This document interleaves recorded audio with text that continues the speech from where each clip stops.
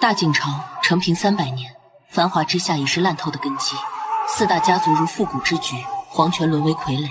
苏家被构陷通敌，满门抄斩，我是最后一个。韩震急于杀我，不是为了复命，而是为了灭口。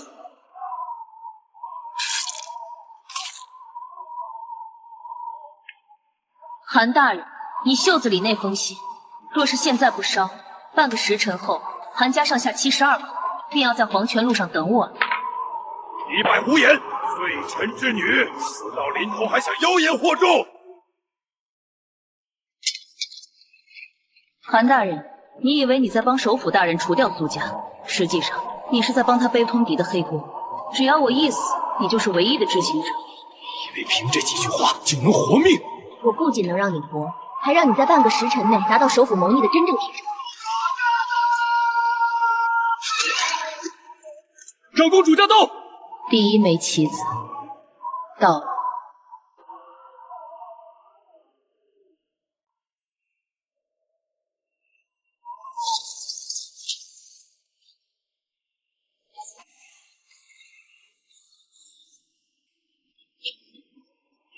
微臣参见长公主，此女乃是通敌重犯，正要行刑。你就是苏雅，你说你有办法解开本宫府上那副万古残局？万古残局并非棋局，而是人心局。你忧心的不是那幅图，而是边境30万大军的粮草，以及那张被首府扣下的调兵令。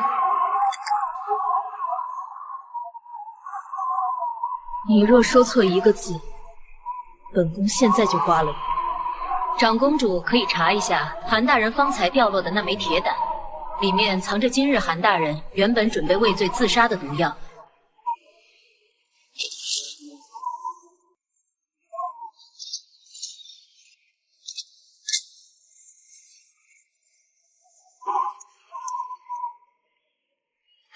韩大人，你真是首府的一条好狗啊！苏雅，本宫带你走，但这大景朝想让你死的人，比想让你活的人多得多。你出了这刑场，便是进了更大的死局。生即是局，死即是卜。这是父皇临终前交给本宫的，说是关乎大景300年国运的万古局残片，至今无人能解。这是大景所有门阀世家的账本路线，这些线条代表的是盐铁运输的私密航道。禀公主，苏家二叔苏成带着宗亲在府门外找跪不起，说是苏雅通敌入门，要求依照祖规将苏雅带回苏家祠堂。以父通敌，害我苏家满门蒙羞。今日虽有长公主保你一命，但族规不可废。二叔，父亲当年出征前曾留下一枚暗装私印，他说若苏家有难，可凭此印调动他在京郊暗中培养的1000精锐。胡说！我从未听说过有什么精锐。印在哪里？快说！就在这祠堂的某处灵位之后，可我忘了是哪一个。二叔若想保苏家富贵，还是让外人都退下吧。东西究竟在哪儿？在那后面。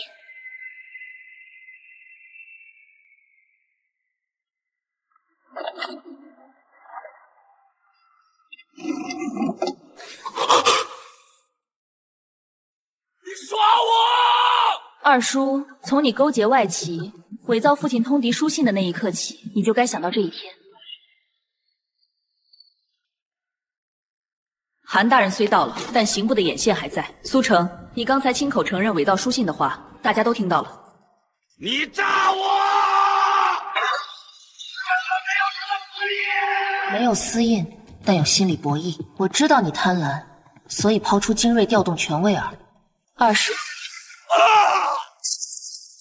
公主，第一条盐铁线索就在苏城的司库里。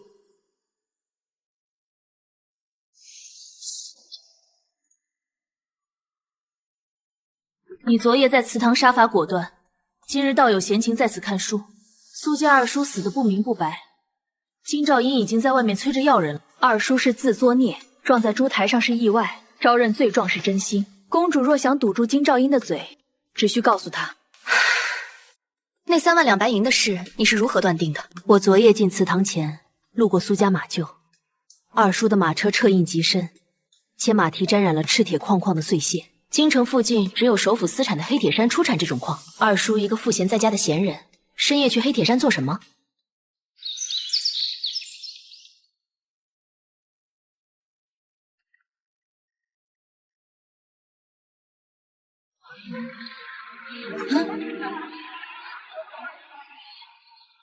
哟，这就是那个差点在午门被砍了头的通敌家属。怎么血腥味还没洗净，就来沾我们的花香了？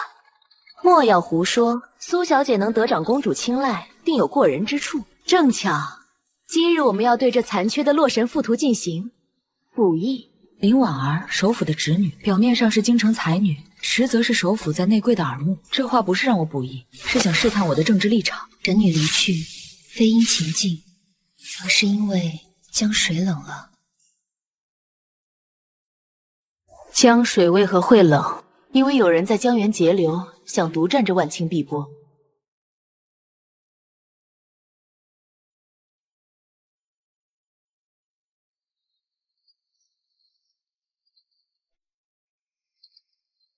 华泰文，不如我们来玩推演天下。这是北境3州的布防图。苏小姐，若你是敌军统帅，如何破这死局？这可是兵家大事，怎么哪懂这个？林小姐好手段，私会布防图是死罪，你敢在这拿出来，说明这图是假的。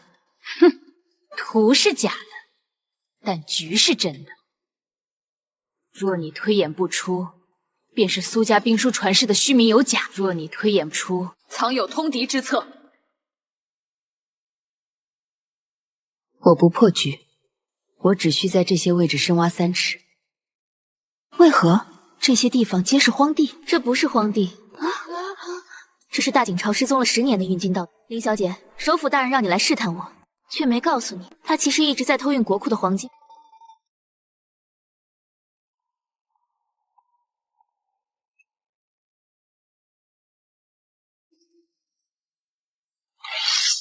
林婉儿让你来杀我，她太蠢了。杀了我，首府私吞黄金的事，长公主立刻就会知道。首府说了，死人的话没人会信。可如果我手里有你们偷运黄金的账本呢？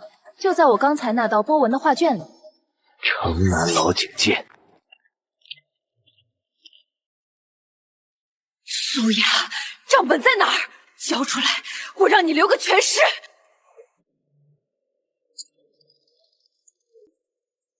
林小姐，你听，听这风声里的马蹄声，你以为我是来交易的？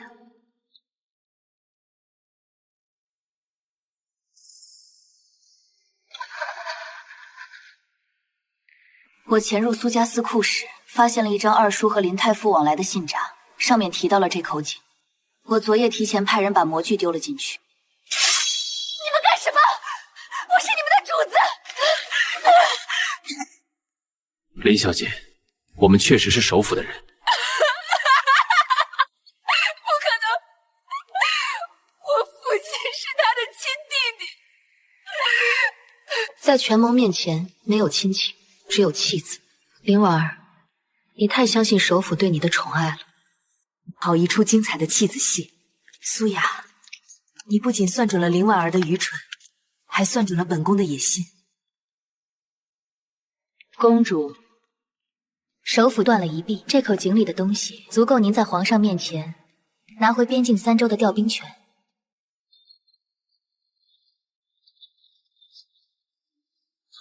接下来我们要对付的是宫里那位想让您远嫁的皇后。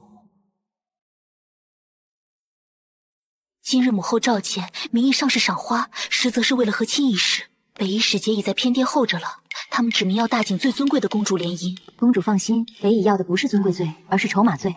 只要让他们觉得带走您会招来灭顶之灾。可皇兄性格软弱，事事听命于母后，若是母后执意，那便让皇后娘娘觉得执意和亲会让她失去更重要的东西。苏雅，本宫听说你在外面闹了不少动静，韩阵废了，你倒是公主身边的一把好刀。娘娘，苏雅不是刀，只是个懂得算账的账房。哼，算账，那你就给北夷使节算算，大景若出嫁一位公主，能换来多少？我们要的不多，公主入草原，再加北境3州的护士权。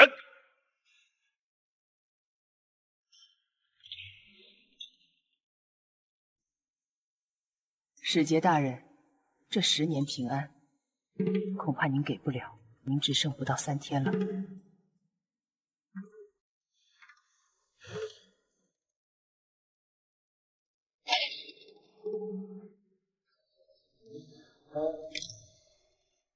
大胆！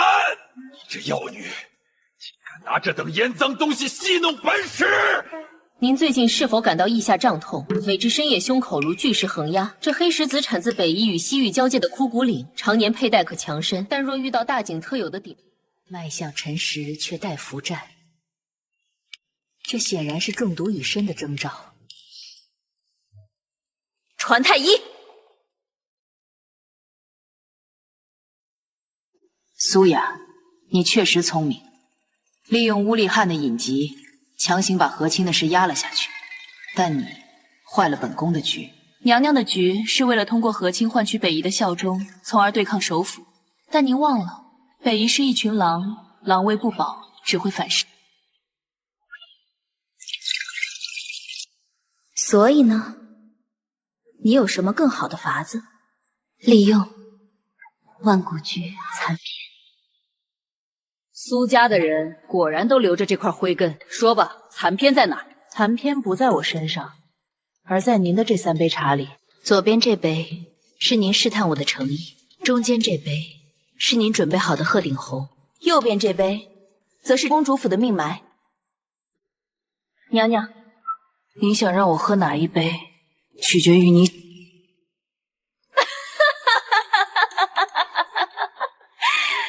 苏雅，你真以为自己能算尽人心？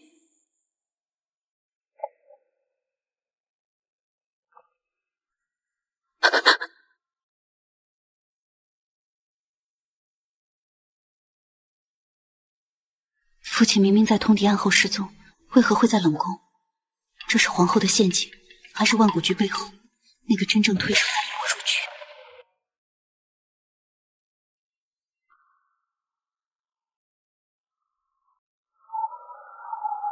父亲，此人虎口虫子厚重且发黑，那是常年握马刀的人才有的痕迹。这是一个北夷死士。既然来了，何必藏头露尾？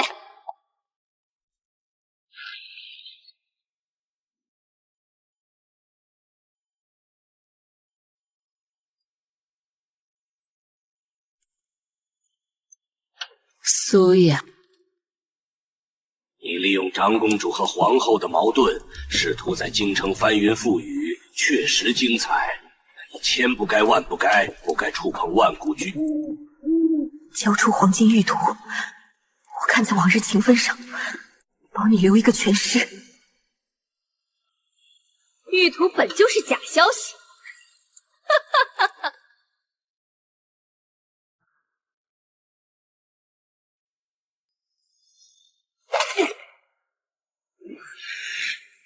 苏家余孽苏雅入宫行刺，弑杀幼帝，禁卫军何在？格杀勿论！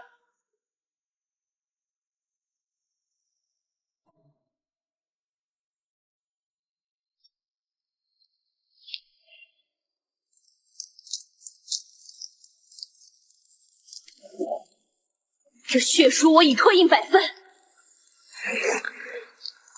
公主若想自保，现在就带兵冲出宫去，占领午门，否则咱们都要死在首府手里。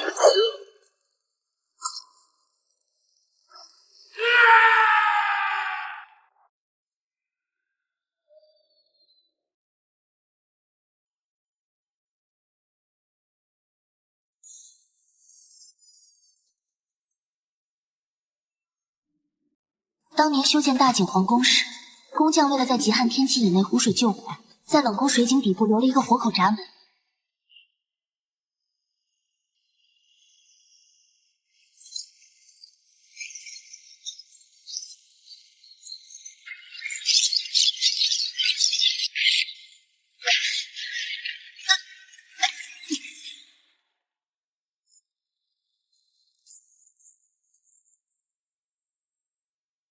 首府以为杀了我，杀了皇帝就能登基，他忘了这皇宫不仅有权力，还有无数被他踩在脚下的蝼蚁，而蝼蚁最懂如何毁灭。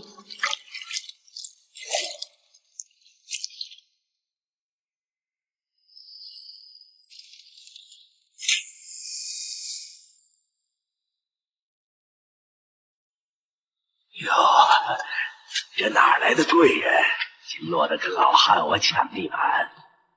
长乐坊，好字号，找沈老板。苏大将军的人。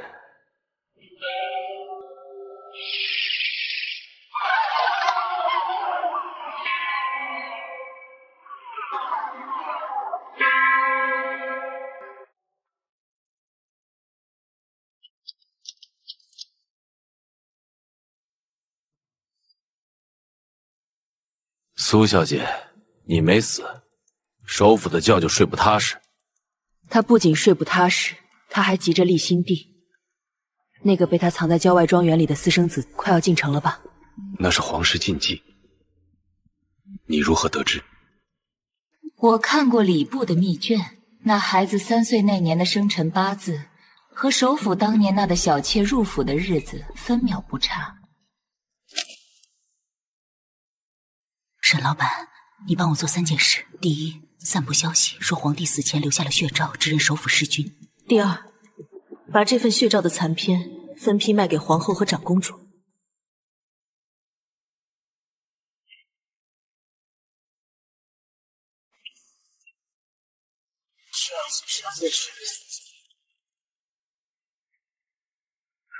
抓起来！大人，这满大街都在传啊！说冷宫井底有冤魂，在叫冤。首府，你好狠的心，竟然想让那个孽种来顶替皇位！娘娘，沈老板那边说，另一半血诏在长公主手里，如果长公主先拿出来，绝不能让萧明玉抢先。去，告诉沈老板，无论花多少代价，本宫要那份完整的原件。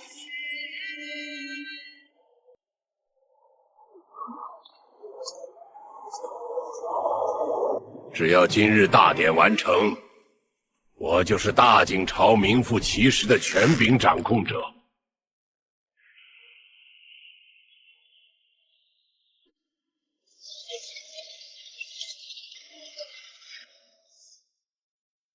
右帝驾崩，宗室单薄。喂，且慢！本宫手里有先皇血诏，首府弑君谋逆，此子来路不正，绝不能登基。血诏本宫也有，首府你通敌卖国的书信就在本宫手中。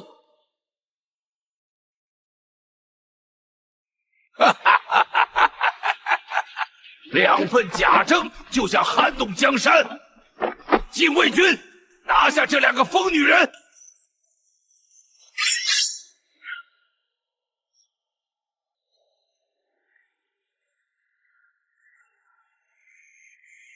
那是阿雅姐姐的铃铛。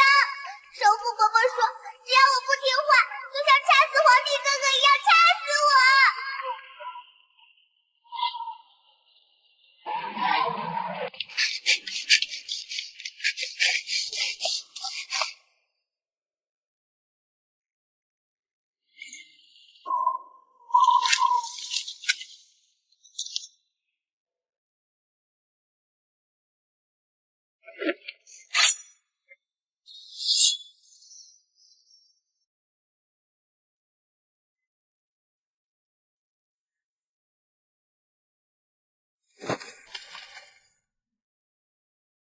苏雅没死。义父，禁卫军已有1/3被长公主接管，京兆尹那老狐狸也开始闭门称病，咱们现在的处境……苏雅，你以为凭这一纸书信就能动摇老夫数十年不下的棋局？大人，既然名声已毁，不如兵行险着。既然他想要那半卷，我们不如送他一个真的，让他亲自跳进太庙那个坑。此计甚妙，滚出去！按照幕僚长的意思去办，若是再出差池，你就把头留下吧。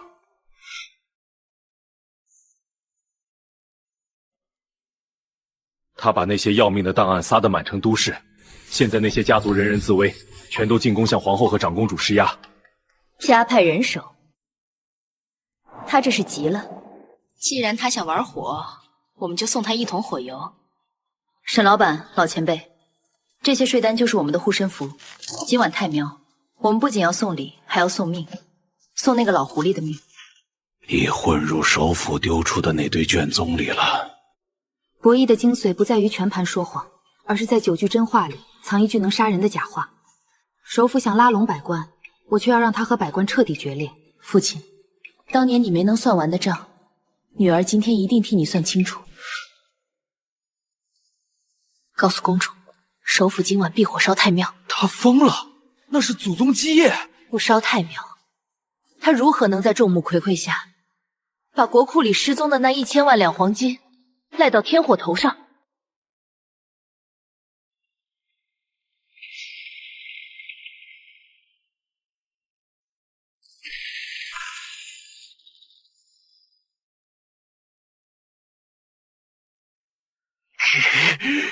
动作快！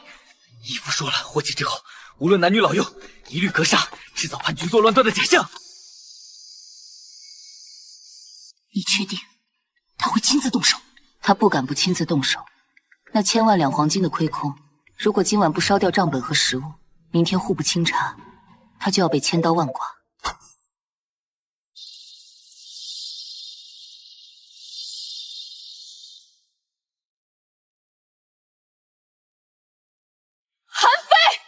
首府那老贼竟然想毁了太庙，那是赵家先祖供奉的地方，杀！一个不留。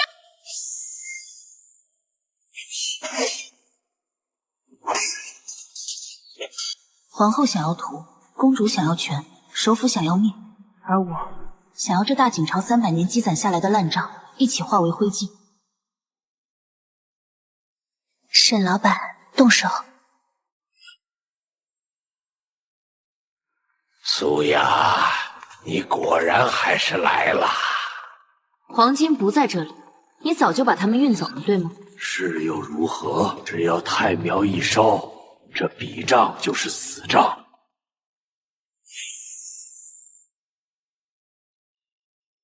那是生石灰，沈老板刚才在排水口灌入了大量的水，生石灰遇水发热，再加上你刚才为了毁账点的火油。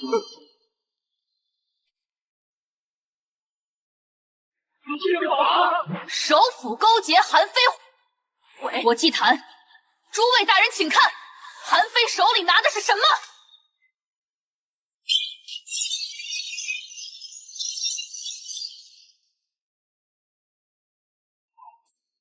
首府，这些借据上盖的是大井30万边防将士的私印，你以为你运走的是黄金？不，你运走的是他们的军饷。沈老板在运金的船上留了引气，当你在这里点火的时候，那边的船也会沉入江底。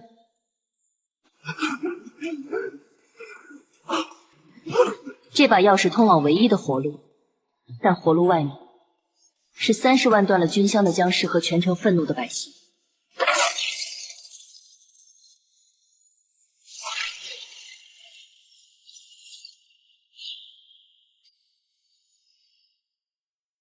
首府谋逆毁庙，苏雅拼死抢出碑文。长公主、皇后，请正朝纲。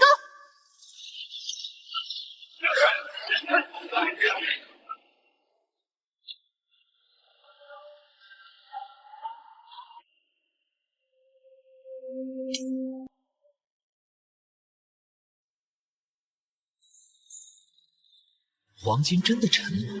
苏雅到底把300年国库的财富藏到了哪儿？公主，首府不是羊，我也不是虎。北京的30万将士才是真正能把大井掀翻的洪水。黄金城战的消息传过去，他们明天就会砍下守将的人头。那你去能做什么？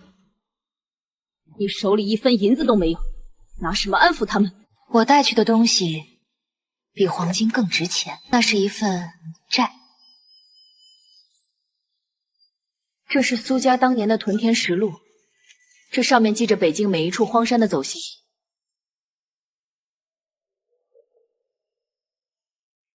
滚开！有没有吃的？没粮交税，就把这几个女的带走卖给胡商。大人饶命，我们是给沈将军送信的。哪个沈将军？就是那个3年前在白水岭被苏大将军亲自提拔，却在苏家倒台后第一个向首府投诚。沈万山是个坦得无厌的投机者。首府倒台的消息还没传到这里。你说首府大人让你来取那件东西，可有凭证？凭证就是将军您3年前探没的那批玄铁重弩。那批弩箭现在就埋在城外枯柳林。你是首府的人，还是苏家的余孽？首府在京城已经大势已去，太渺烧了，黄金沉了。沈将军，如果您还想守着您的私粮过日子，借粮可以，但你得先让我看看屯田实录的真容。沈将军，你到底有没有粮？再不放粮，弟兄们要反了！听说首府已经倒台了，黄金全沉在江里了。咱们这命就这么贱吗？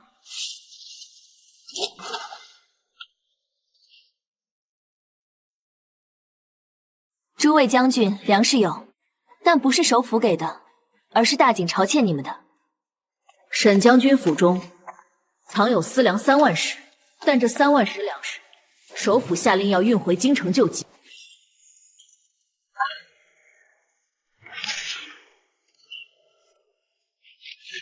臭娘们在胡说什么？我哪来的3万石私粮？那是我的命根子！沈将军，您说没有，可我这里有您每一笔入库的账目。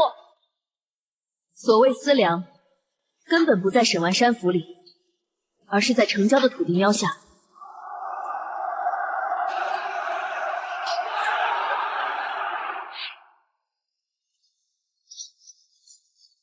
苏小姐真神了，你是怎么算出粮食在庙底下的？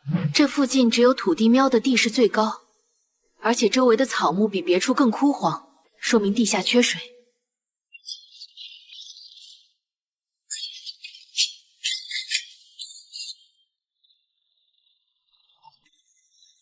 苏雅，你果然聪明。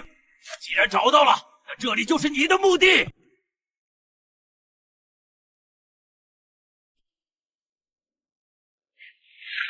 杀了他！把粮食烧了也不给这些穷鬼！沈将军，你以为这下面全是粮？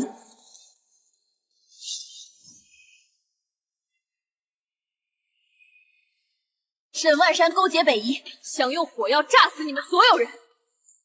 粮食就在后面，他却要拉着你们同归于尽。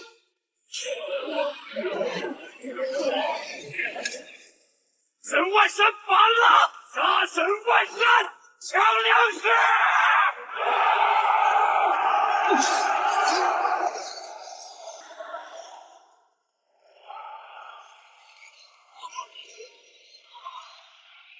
众将士听令，粮食在此，按营分发。苏家后人苏雅，带你们讨回这10年的公道。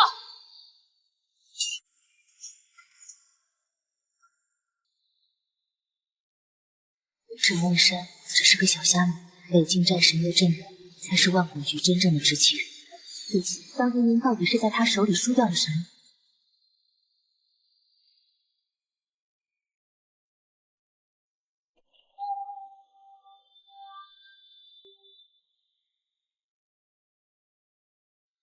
苏雅，你杀了沈万山，夺了定北城，如今还敢带着他的帅印来见本帅，你是觉得本帅的刀不够快吗？苏雅今日来，是还叶大帅一个真相，顺便借将军的一双眼，看一看这大景的江山还剩几分气数。苏家当年阴通敌佛珠，你复苏远山，至今活不见人，死不见尸，你凭什么让本帅信你？凭沈万山家中搜出的这卷《北境水土志》。叶大帅，您镇守北境20年，为何年年都要朝廷拨款修缮那座根本不漏水的龙岩笛。修笛是假，藏粮是真。龙岩笛后的深谷里，藏着您为30万将士准备的最后3月口粮，对吗？本帅若不自保，这30万兄弟早就饿死了。但您忘了，这粮是首府默许您藏的。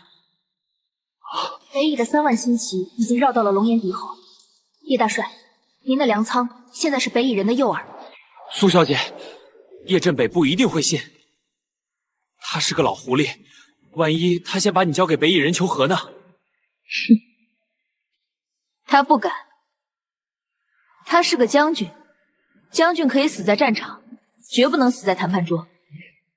沈老板，去把我们带来的那些盐巴全部撒在西侧的枯草堆里。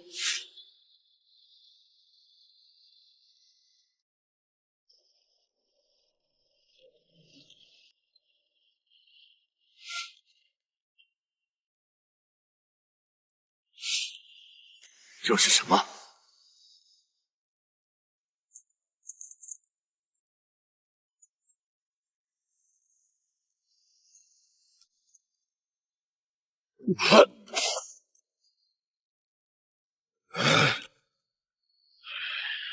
这地方哪儿来的盐？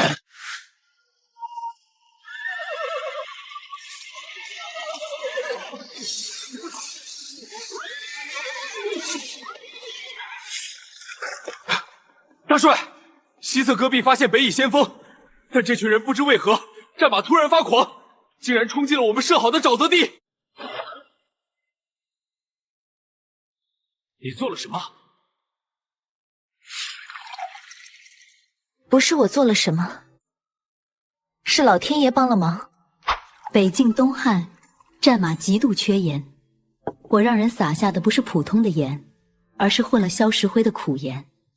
马嗅到鲜味会疯狂啃食，而硝石灰入胃生热，马儿口渴难耐，自然会冲向最近的水源，也就是那片看似是。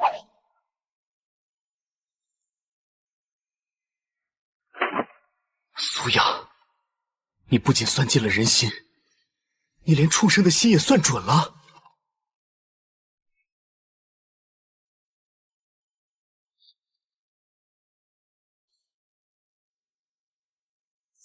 虽然胜了先锋，但北乙大汉亲率的20万主力就在30里外。苏雅，你敢不敢陪本帅玩一场更大的？将军想怎么玩？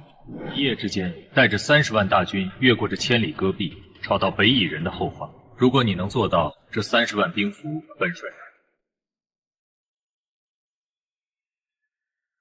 这苏姑娘是不是疯了？带着这些沉东西，怎么跑得动？嘘，沈将军的人头还挂在城墙上呢，听他的准没错。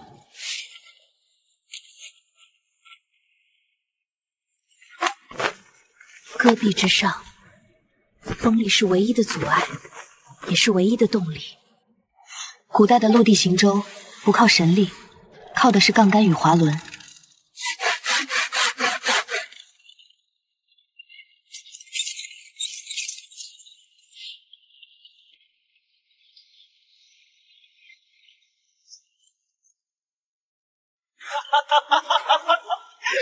这就是你准备的奇策。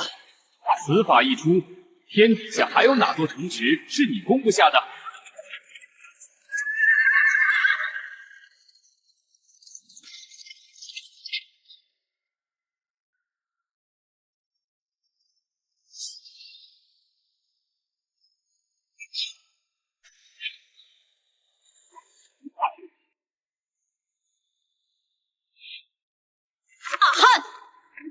看看这是何物！你若再进一步，你苦寻10年的继承人，便要在京城的断头台上为这江山祭旗。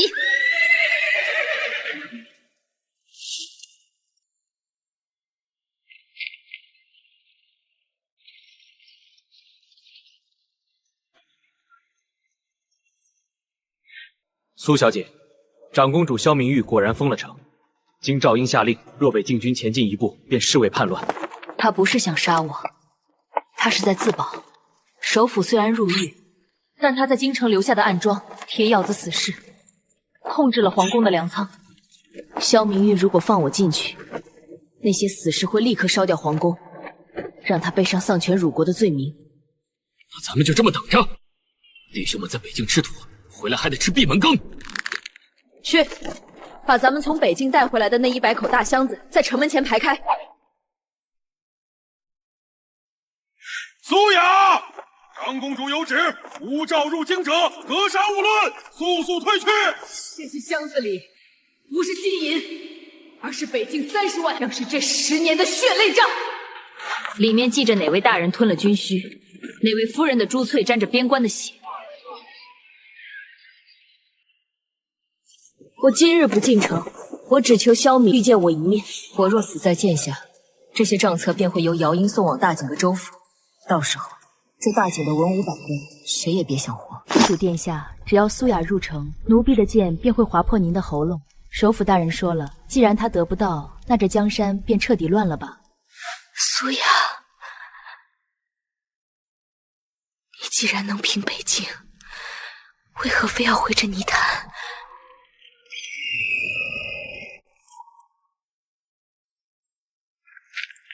苏小姐，这是何意？城内断水断粮已3日，首府的死士控制了龙脉水井，萧明玉不敢动。我们要做的不是攻城，而是戒烟。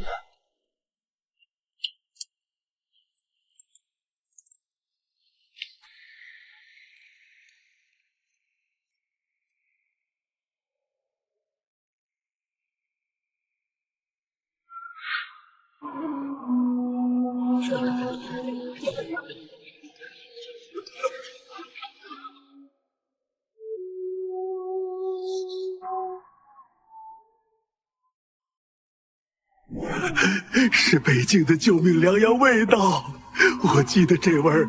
那年荒灾，苏大将军分发的粮食就是这味儿。苏雅利用古代城防致命弱点通风口，通过特定记忆的味道，唤醒对苏家的怀念，瓦解首府布下的恐怖流言。不快，只要把这些东西撒在首府死士占据的粮仓通风口，今晚这火就烧不起来。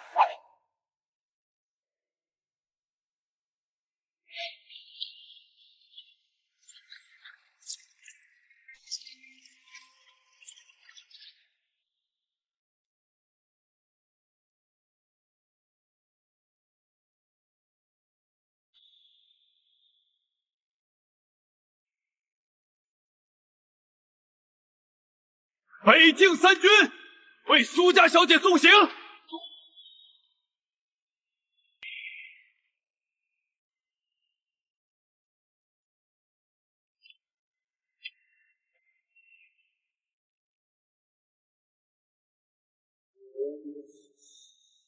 我苏雅，苏家嫡女，今日回城，不为杀戮，不为夺权，我只带回了苏家100年的忠魂。城里的弟兄们，你们守的是这江山，还是那个弑君自肥的老贼？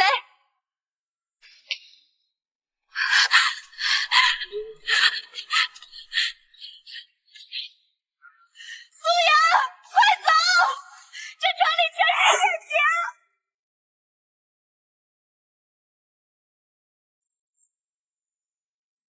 这上面是首府在京城所有潜伏死士的名单和他们的家眷住处。沈老板，念。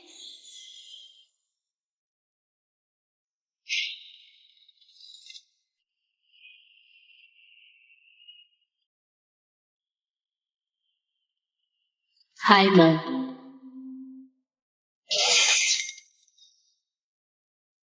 苏家小姐。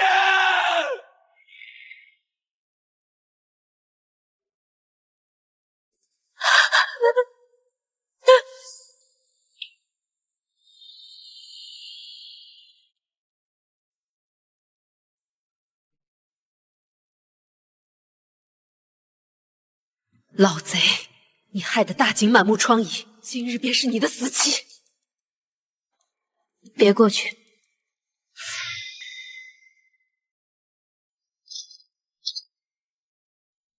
是蜡像。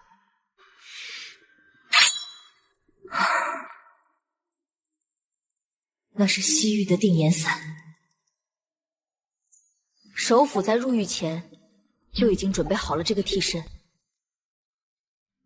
下官每日亲自送饭，那老贼明明还跟我说话。他说了什么？他就说天不生大景，万古如长夜。这是心理暗示，他只需要每天重复这几个字，让你在潜意识里认为他依然高深莫测，你便不敢抬头看他的脸。苏小姐下水道封死了，但3日前有一车烂掉的猪肉被拉出去，送到了城南的化尸池。这些马蹄印入土3分，且前重后轻。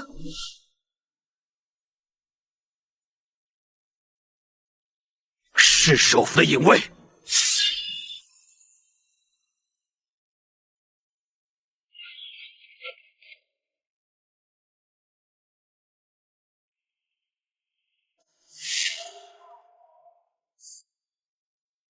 白水岭一战，苏家军生还者寥寥，你是第几营的？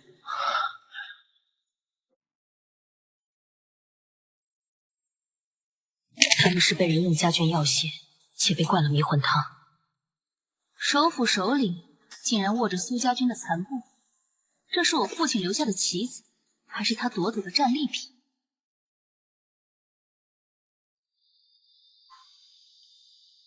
老管家，看清楚，这批武器是谁铸造的？这是老爷当年失踪前亲自督办的最后一批寒铁剑，他们本该被运往北境，却在半路离奇消失。你是说，首府不仅扣了苏家军的信物，还把这支失踪的辎重队训练成了他的私人死士？不止如此，首府失踪不仅仅是为了逃命。大景朝每代皇帝继位，都会有一枚传国暗息，用来调动皇城地底的防卫机括。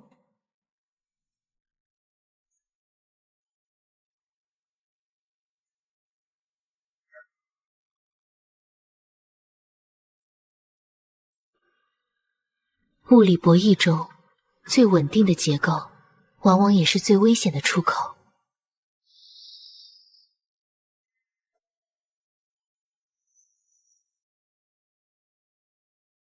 苏雅，你终究还是找到了这里。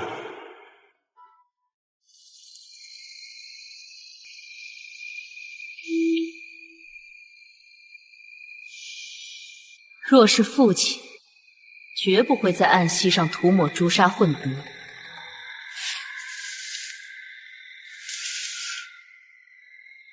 首府大人，这出戏你演得累吗？易容成家父的模样，在这里等我。苏雅，你太聪明了，聪明到让我这个老头子都感到恐惧。你终究还是找来了，但这暗息你拿不走。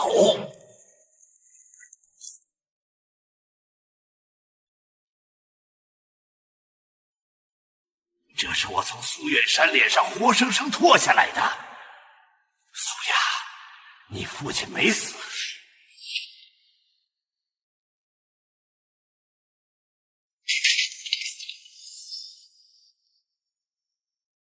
沈老板，动手！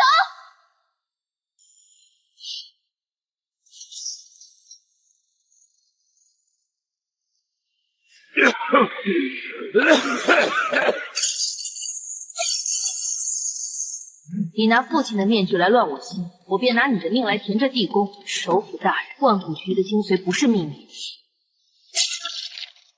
苏小姐，首府只是个诱饵，真正的万古局现在才刚刚开启。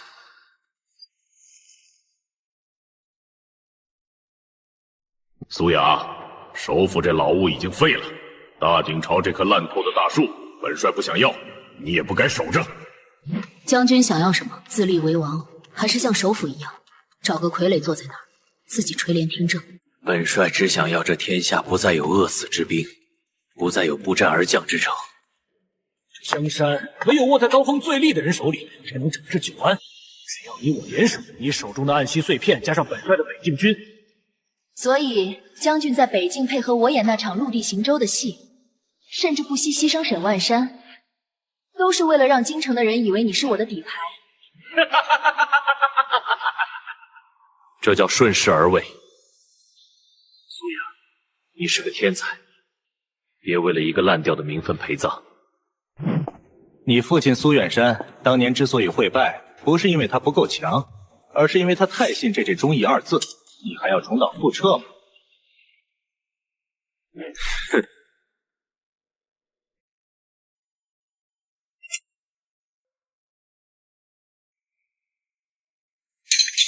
这地宫的机括，本帅比你更清楚。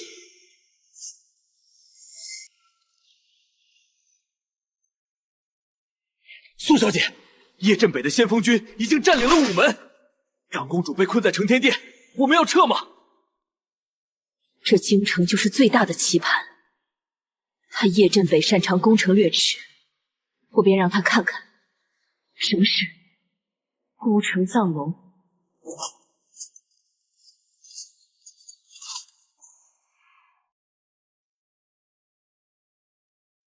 苏小姐，那叶镇北不仅夺了进魏军的粮，还要我们交出所有司库的银子，这哪是秦王，这是明抢。他要银子是为了发军饷，没了军饷，那30万北境兵就是疯狂。诸位大人，你们现在有2个选择：第一，把银子交给他，然后等他登基后，再把你们这些知晓他谋逆真相的人杀光。那第二呢？把银子给我，我用这些银子买他叶镇北这辈子战神之名。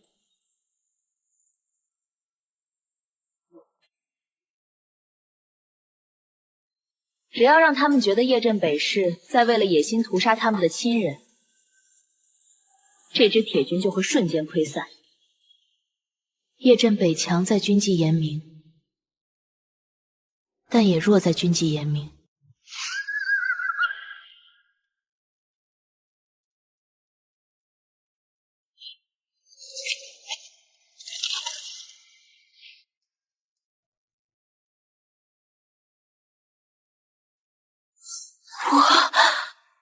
我能做什么？叶镇北会一刀杀了我的。他不会，他要的是禅位，是名正言顺。只要你拿着这个，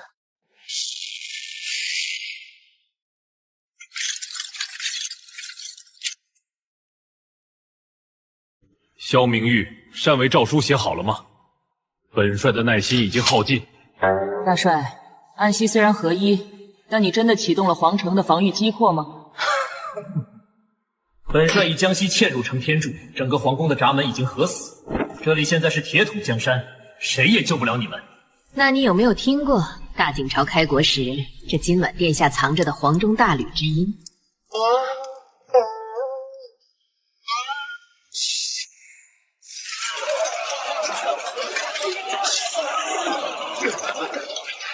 叶镇北，你强占暗溪，却不知暗溪是这皇城的心脏。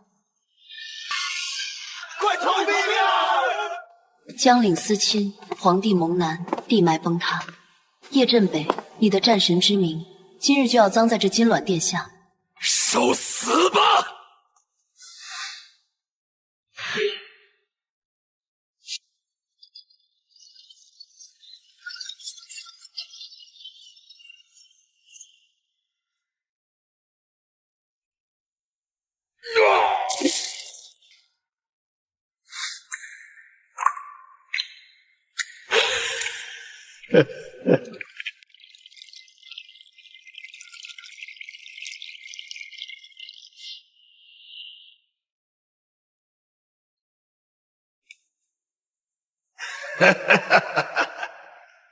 你们终究还是找到了这里，但一切都已经太迟了。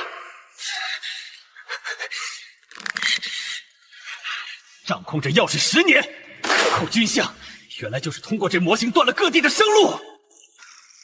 大景的龙脉，难道就在这下面？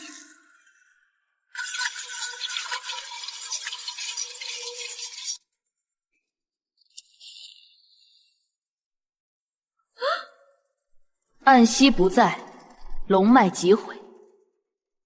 你苦心经营这么多年，到头来不过是一场空。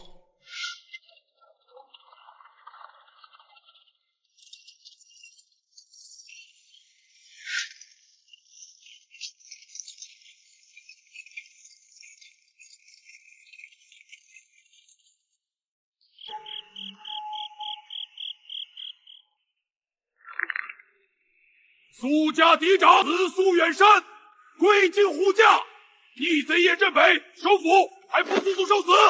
幽云死士，随我清君侧，定天下！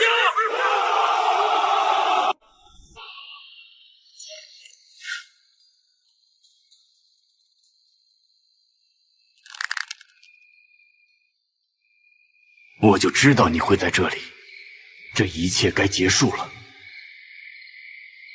你口中的结束，是指掩盖所有的真相，还是彻底毁了这里？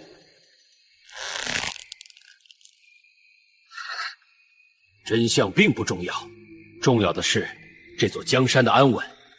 你太固执了。江山安稳，我看你是为了你那可笑的权利。这满地的废墟，就是你所谓的安稳吗？你根本不懂什么是大局，你在执迷不悟，休怪我不念旧情。苏远山，你骗了我20年。他想彻底炸毁大景的经济根基，重新洗牌。苏小姐，不对劲儿，他们不是在护驾，他们在埋油管。苏远山想烧了整个皇宫。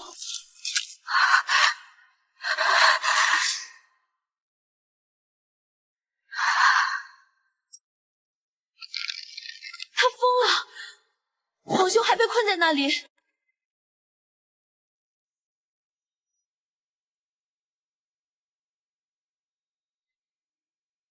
苏雅，让开！你也要死在这里！父亲，你叫过我，下棋不仅要看棋子，还要看棋盘。你以为你埋下的油管能烧了皇宫？你忘了，这金銮殿下通往的是大景朝最大的护城和支流。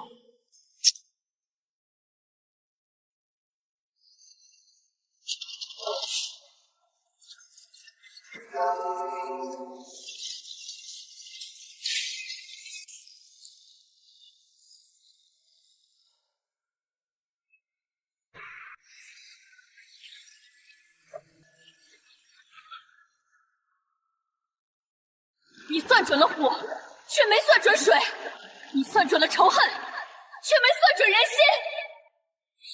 叶振北，如果你还想让你北境的兄弟活，就配合我，合力关掉那道闸。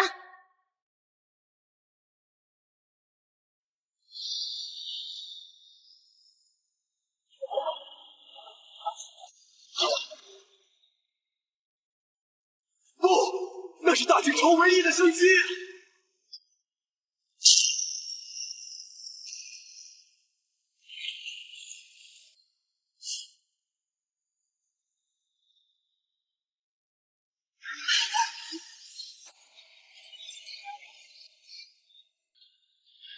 苏姑娘，天塌了！全国48处官仓因为地宫震动，内部的龙骨千斤顶顶全部落下。没有轴心，强行破门只会导致仓库坍塌，里面的粮食会被彻底埋掉。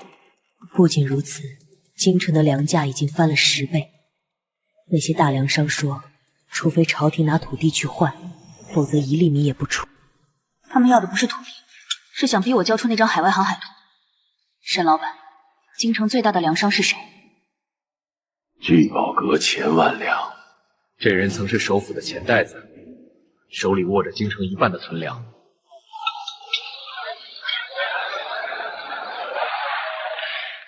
苏小姐，久仰大名，您把金銮殿都拆了，真是巾帼不让须磨。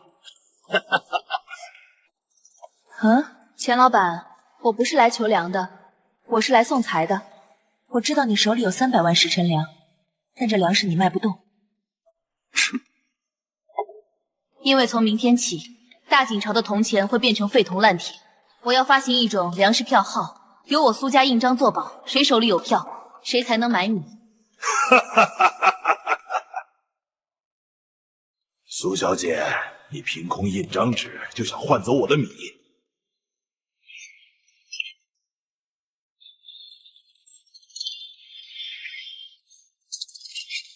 这轴心内部藏着大景朝300年来存放在东海部陈岛的1000万两黄金。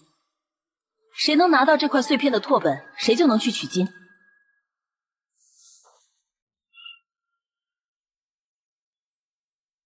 让那些粮商继续涨价，直到苏雅把真正的航海图拿出来。苏小姐，1000万两同意了换粮，但他有个条件，今天申时要在望江楼楼举行公开拍卖，他要让全京城的富商都参与竞价，谁给的粮食多，谁就拿走拓本。他这是想通过竞争，把那半张拓本的价格炒到天上，顺便把全城剩下的粮食都归拢到他一个人手里。那我们怎么办？我们手里根本没有15黄金。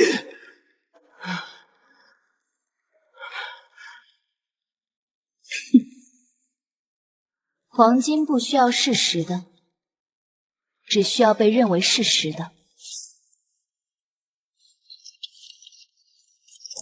沈老板，去把我们之前在北京缴获的那批玄铁粉准备好。诸位，苏小姐大意，愿出让万古局财富。今日起拍价10万石大米，12万石，15万石。货源，谁出价高归谁。苏小姐，你不加价吗？我出一张欠条。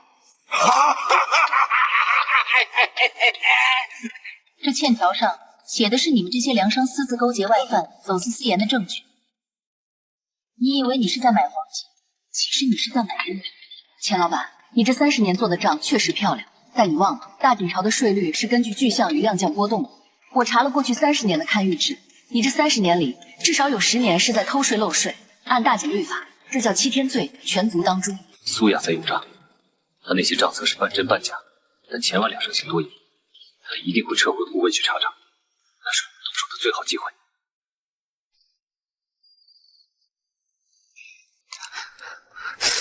苏小姐，你到底想怎么样？我只要你手中的粮，但我不会用黄金拓本换，我要你白送给我。你疯了！你听，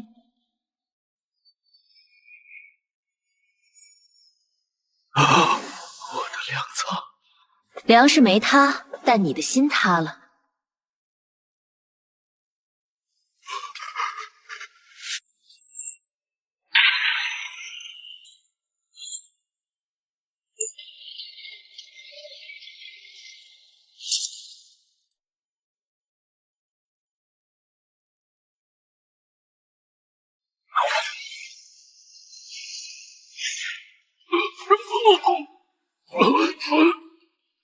沈老板，开张！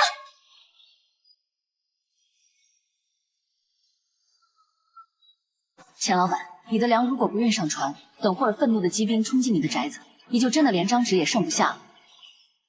把粮全搬到船上，走水路，快！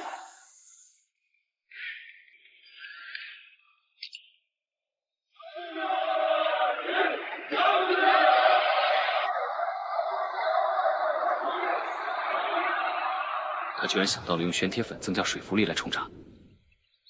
苏远山的女儿果然留不得，传令下去，开启万古局的终局之期。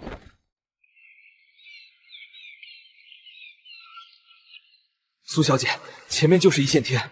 当地贤夫说，最近这河道不太平，夜里总能听到万马奔腾的声音，可水面上却空无一物。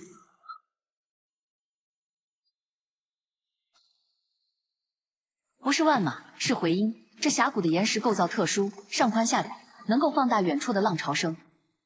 传我令下去，全军拉开距离，各舰相隔30丈，绝不许啰嗦。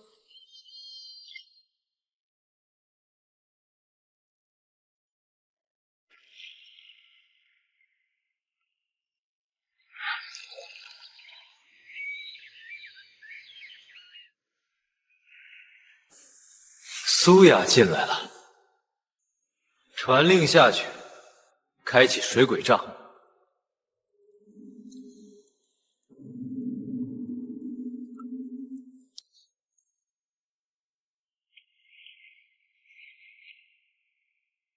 看，水纹向中心收缩，说明前方的河床被隆起挡住了，水压在增大。他们想用水攻？不，他们要造一座岩塞湖，等我们到了最洼的地方，再放水冲垮我们。沈老板，把所有的粮袋向内收缩，在甲板边缘堆放空箱子。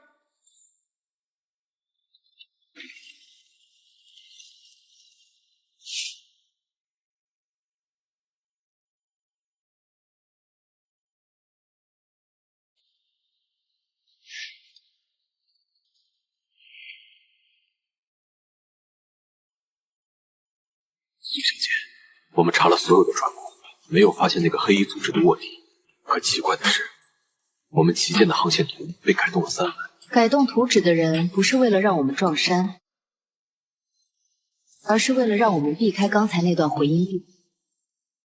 沈老板，你在苏家当差20年，见过这个符号吗？这是苏家当年的隐库私印。300年前大景立国之初，苏家先祖是否曾与开国皇帝签下血契？隐库难道是契约执行者？苏雅，你太像他了。可惜苏家的血必须要在这一代断掉。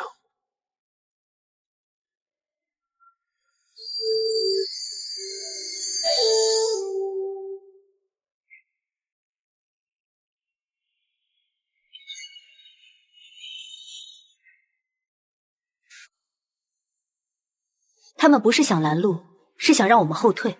沈老板，看那些原木的落点，呈现出一个弧形。弧形？你是说？是符阵。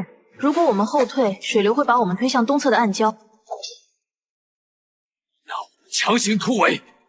不，我们不但不退，还要加速撞上去。苏小姐，那原木上有倒钩，一旦挂住，我们就成了活靶子。倒钩挂住的是箱子，不是船。沈老板，你还记得我让你在甲板边缘放的空箱子吗？苏雅在空箱子里装了什么？她提到以物换物，究竟换的是什么？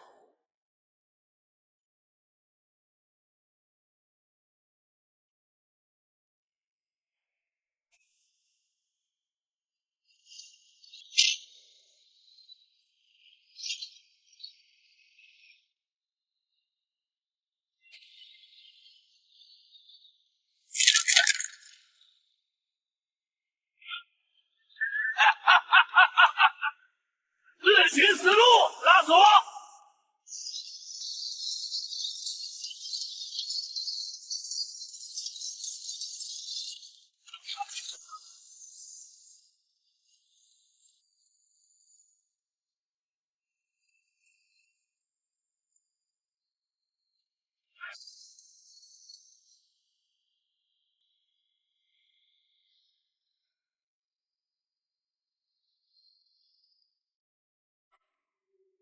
沈老板，断位！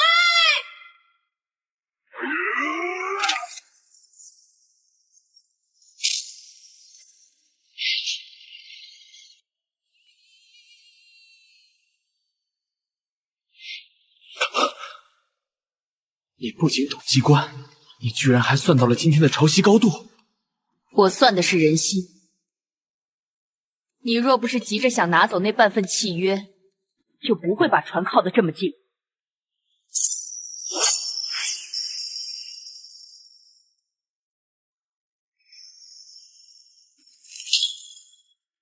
来这个神秘组织的真实身份，竟然是苏家历代相传的死中家臣。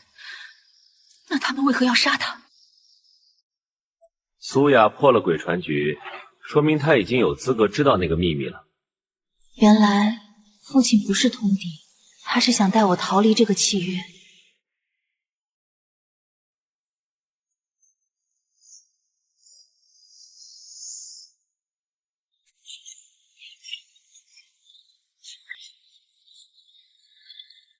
苏小姐，不对劲，探子说城内缺粮3月，可路边没有一个乞丐。水里陷了驱邪草去的汁液。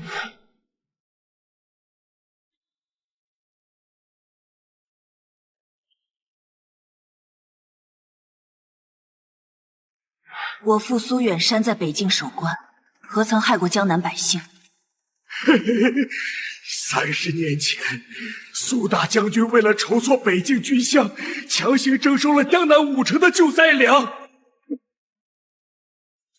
我们已按您的吩咐，把当年的血账翻出来了。苏雅若敢强行分粮，就是公然践踏大景的圣人礼法，名声尽毁。我要的是他体内的那份血脉印记。只要他跪在那些灵位前，血气便会感应到苏家罪业，从而引发他的离魂之症。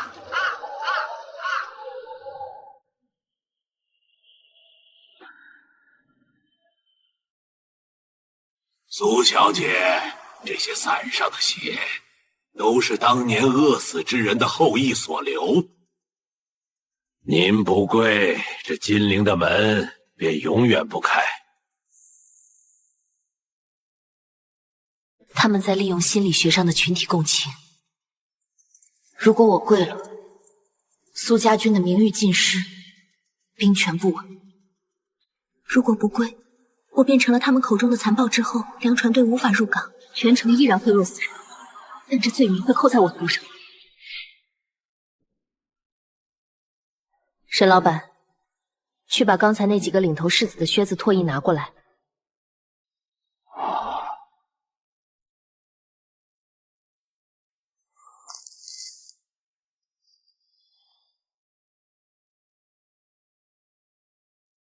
苏小姐，您怀疑这血书是假的？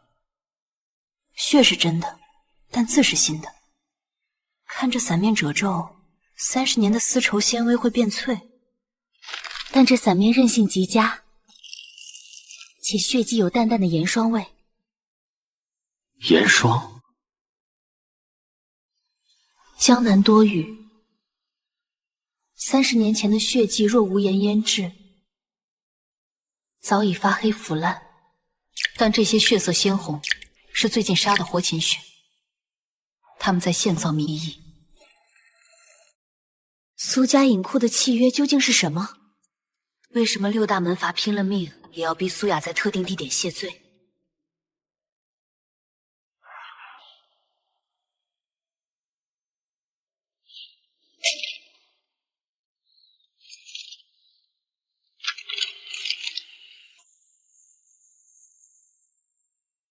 小姐有难，但我等身上附有封印，不可入城。除非他解开那把钥匙。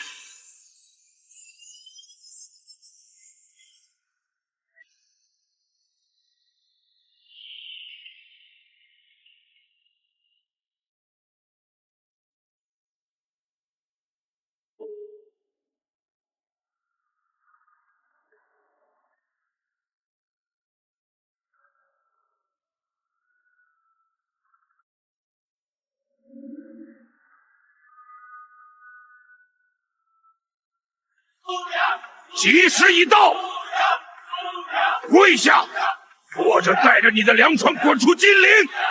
谢家主，既然要谢罪，为何只谢我苏家的罪，不谢你谢家的灭门之恩？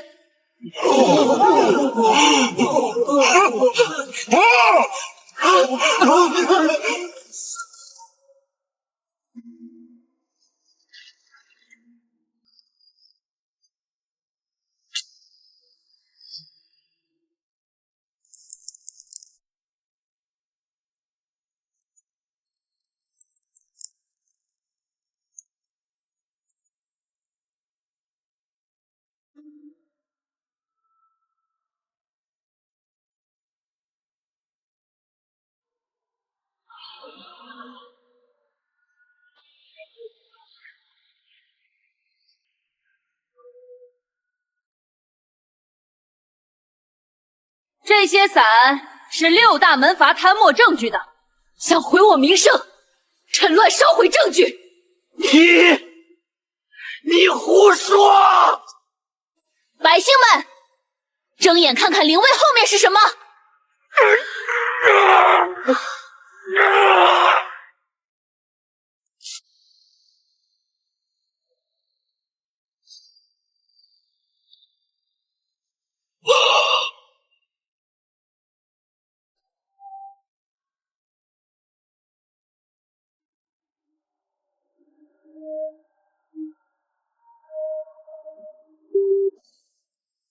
谢家主，今日新账现在清算。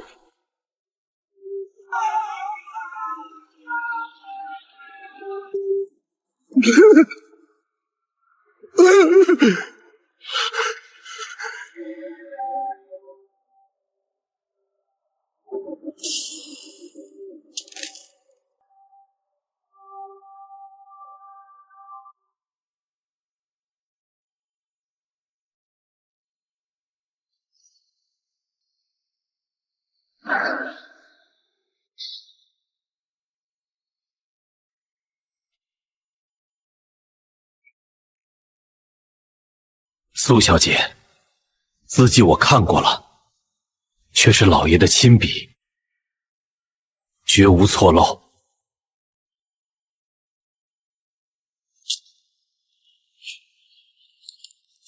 不是看字，是看影。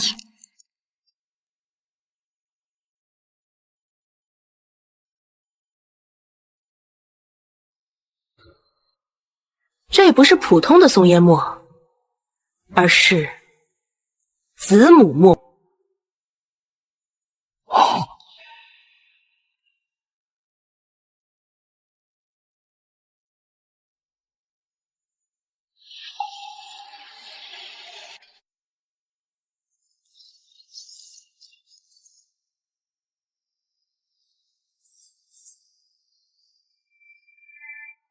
写信的人算准了，我会用火烤。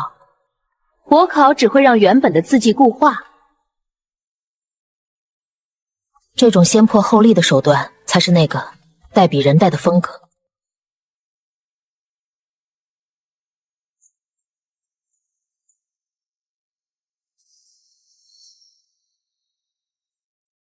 看来主公说的没错，你才是万古局最完美的。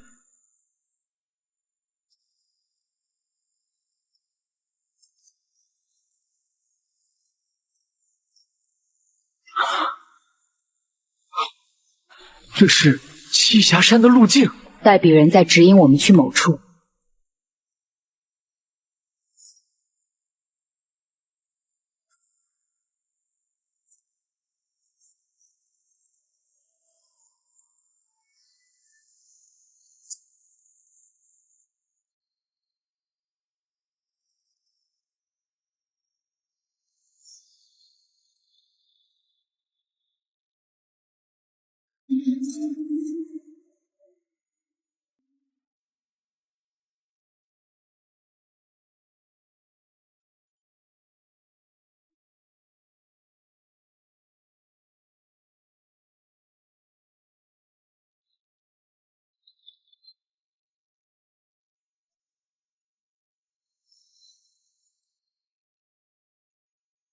出发去栖霞山。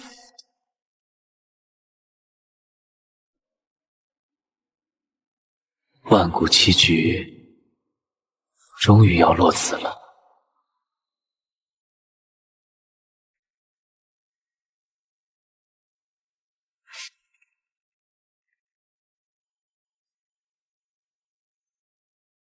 别动，看这些树，它们不是自然生长，而是被人用铜丝勒住树心，强行改变了生长方向。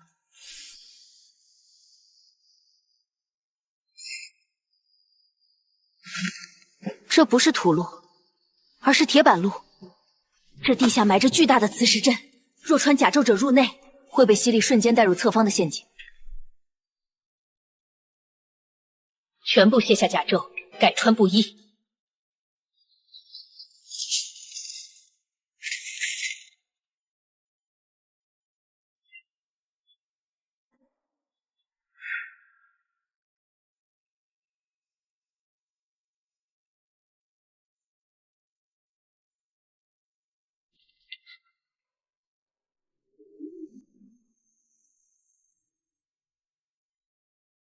苏小姐，这地道会吞人？不是吞人，是镜像。利用打磨极薄的青铜片作为墙面，再配合特定角度的油灯，这地道是一个巨大的几何迷宫。亲卫们只是走进了一个视觉死角，而我们看到的是墙上的倒影。沈老板，闭上眼，顺着风吹来的声音走，耳朵不会骗你。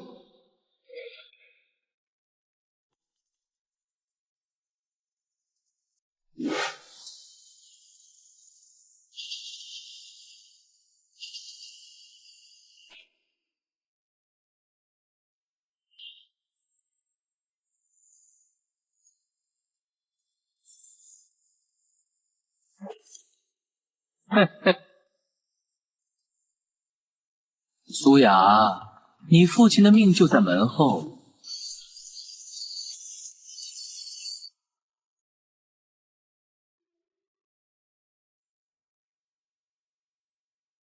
你推门，他死；你不推，你死。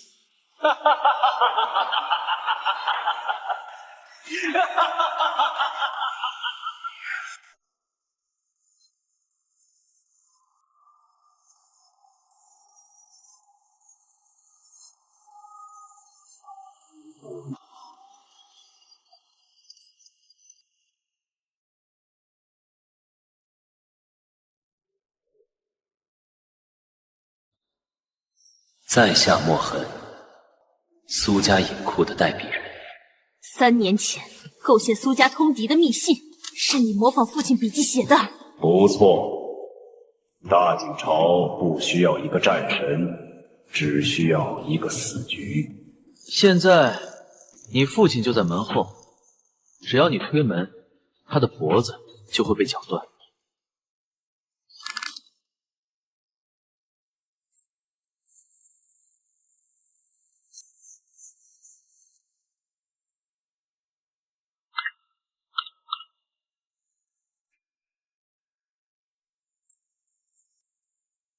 没用的。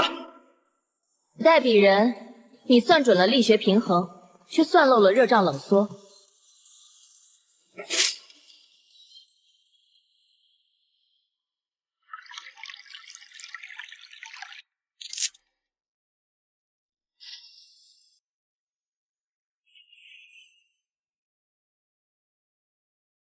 没用的，位移不够。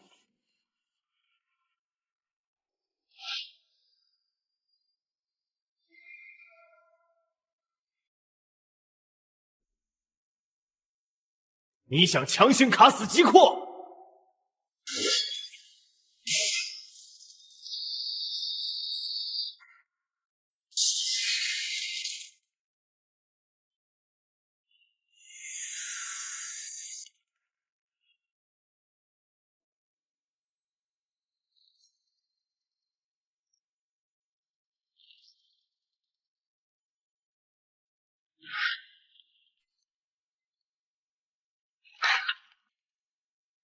你中计了。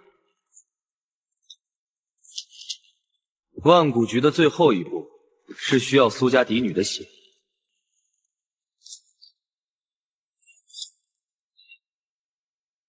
苏小姐，多谢你帮我打开了这扇玄铁门。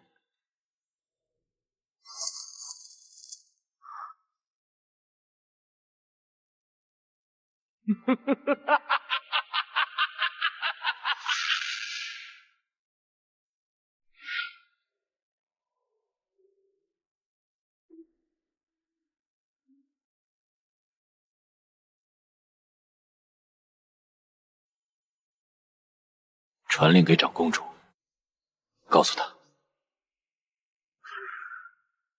计划可以开始了。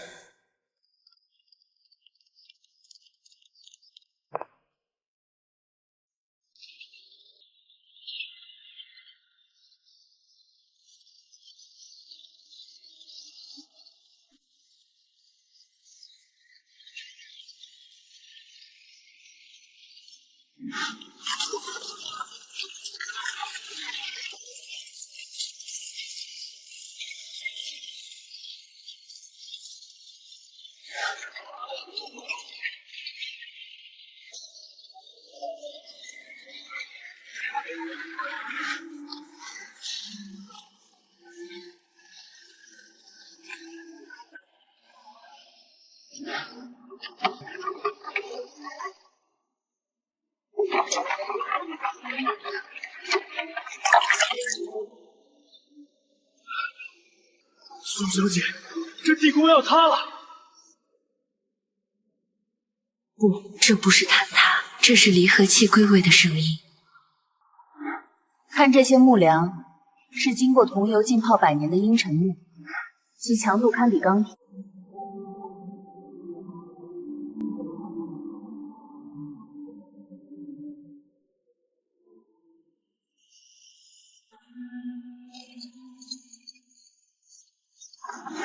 这整座禁地不是修建在山体里，而是先造了一艘巨型木舰，再将山体镂空，把船嵌了进去。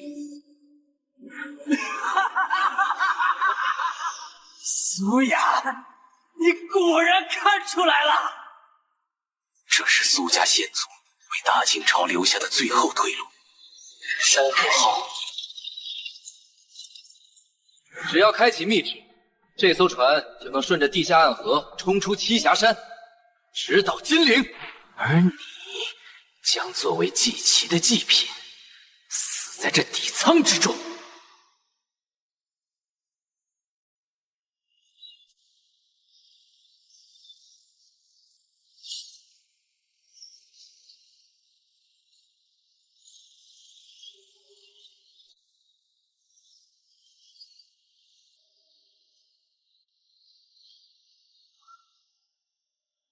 领主，墨痕已经启动了山河剑，不仅苏雅会死，金陵城内那些反对您的门阀也都会被这股洪流冲碎。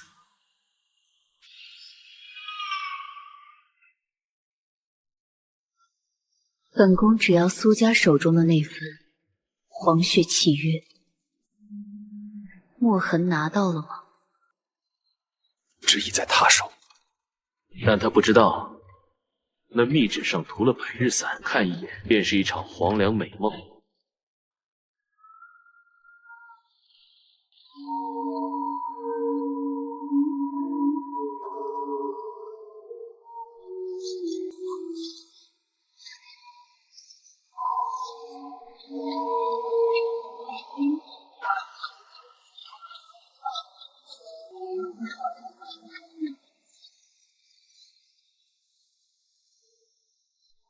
苏小姐，墨痕手里有密旨，他能控制主闸门。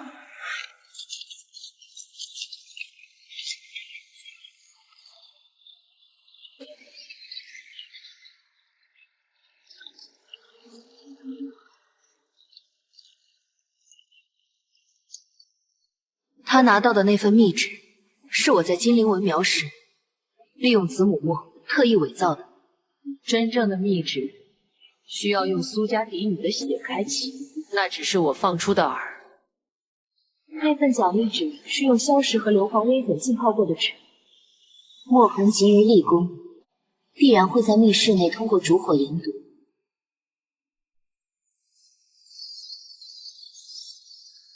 那密室空气狭小，只要他读到一半，那张纸就会因为体温和烛火的感应，散发出致命的炭火毒气。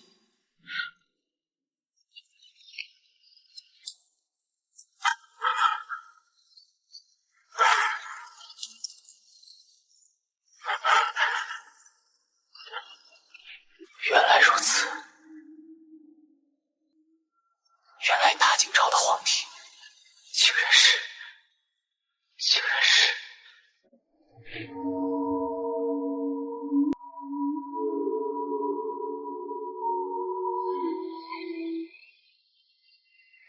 苏雅，你骗我！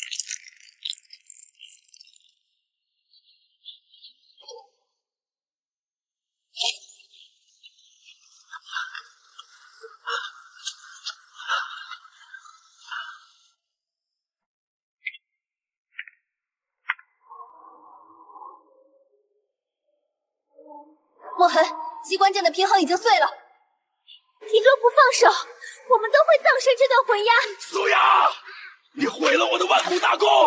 既然得不到密旨，我就带着这艘船撞碎金陵的城墙。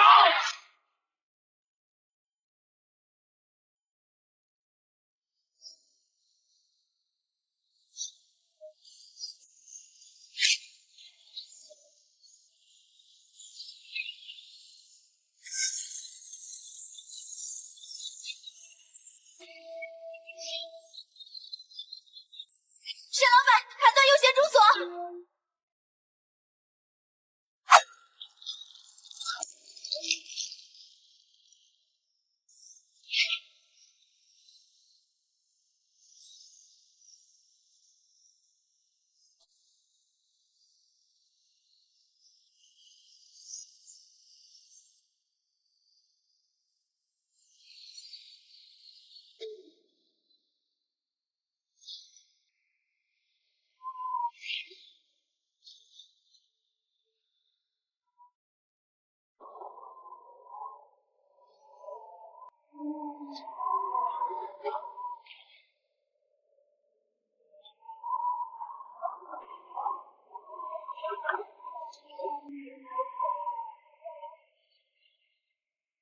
万古局的真相不是财富，而是大景朝整整300年的空库。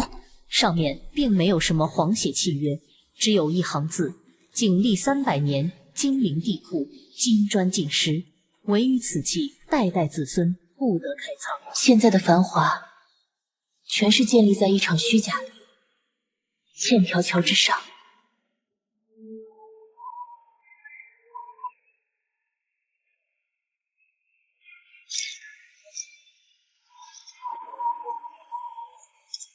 苏雅终于看到了真相，现在她成了这300年烂账唯一的债权人。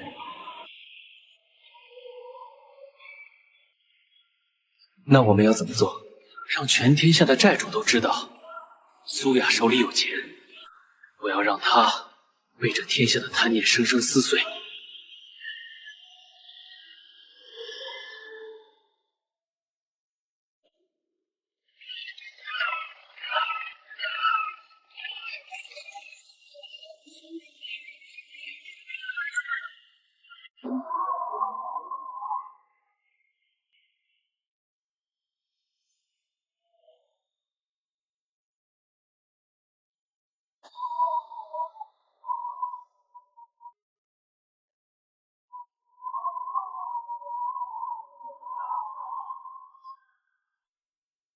杜小姐，消息传得太快，现在全天下都知道独山河剑毒出事，说您拿到了太祖皇帝留下的1000万两实物黄金。不是消息快，而是有人在背后推波助澜。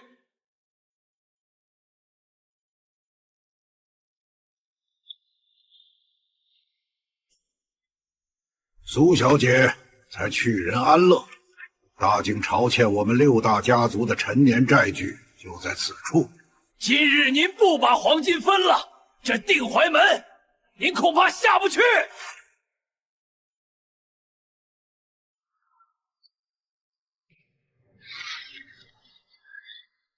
沈老板，看，这些人里有真的债主，也有想浑水摸鱼的土匪。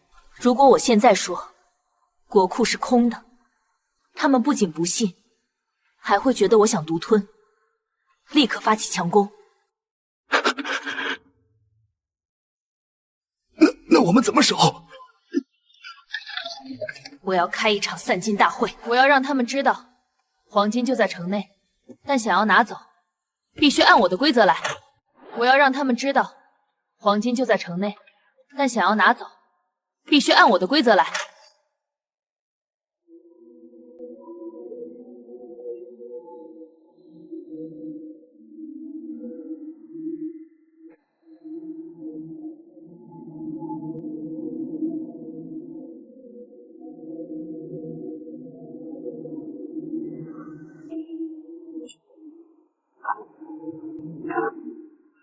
统领，苏雅已入套。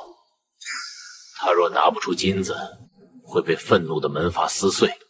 他若拿出金子，那一定是伪造的。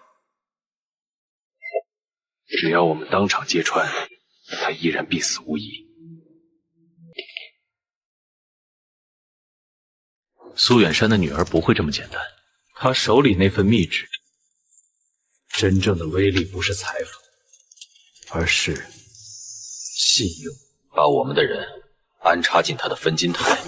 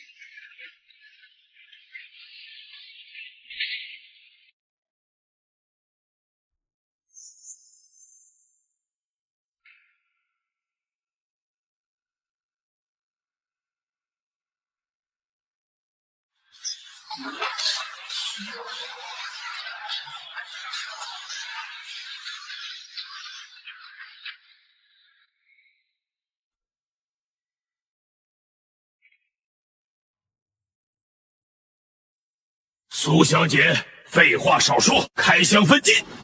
黄金在此，但诸位大人的债据是大景朝廷欠下的，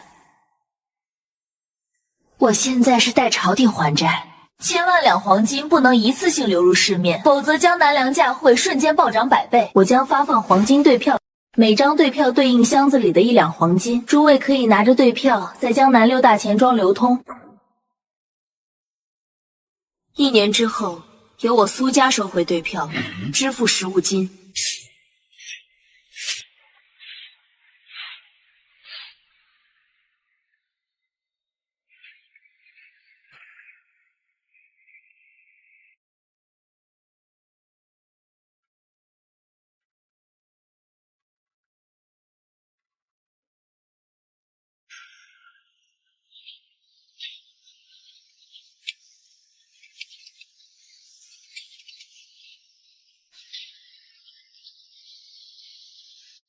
我要的不是骗过他们一辈子，我要的是这1年的时间差。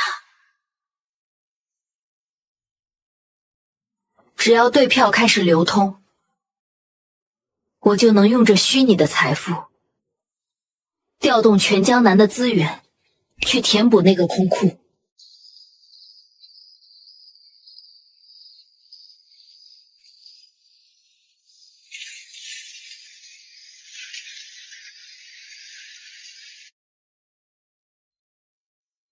明天的散金大会上，只要我们强行开箱，苏雅就死定了。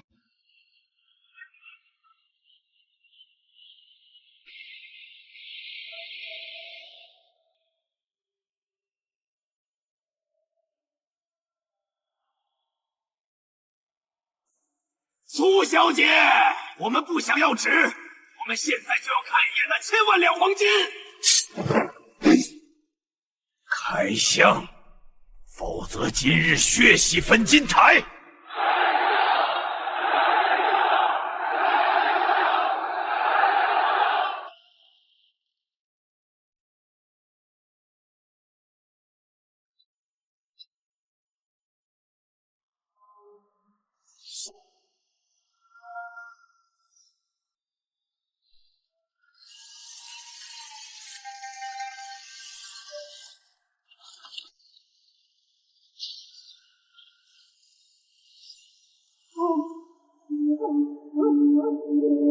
真金，真的是金子，连冒的烟都是金色的。谢家主，既然你想看这第1箱黄金，我便当众容了它。为江南修筑，合敌。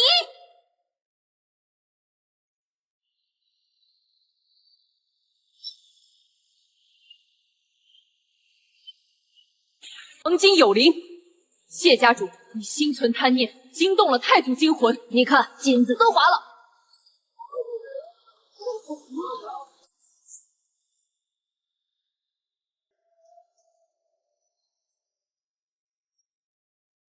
他居然真的毁了1箱假金子来包住剩下的9箱。不对，他利用了分金台下的地下水，那些箱子里根本没有金子，全是空壳。他利用水压和光学幻象撑过了这一刻。那我们要现在动手吗？全城的百姓都看到了，神奇！现在谁敢动他，谁就是与全江南为敌。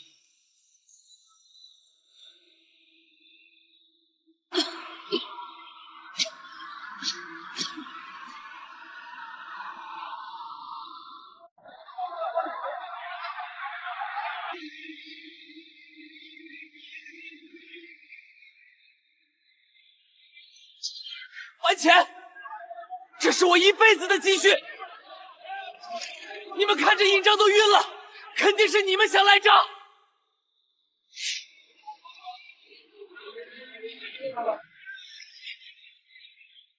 苏小姐，这纸质、墨色甚至暗纹都和我们发的一模一样，对，连苏府丝印缺损处都仿的颜色。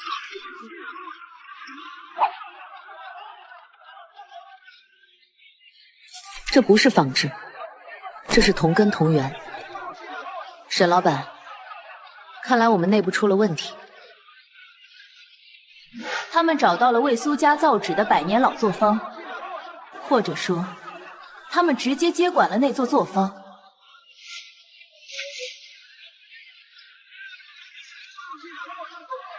我发出的对票，纸浆里混入了极细的备粉丝。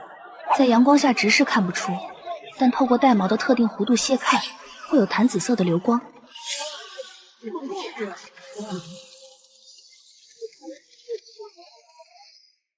可是面上的假票已经多得数不清了，我们拿什么去兑给他们？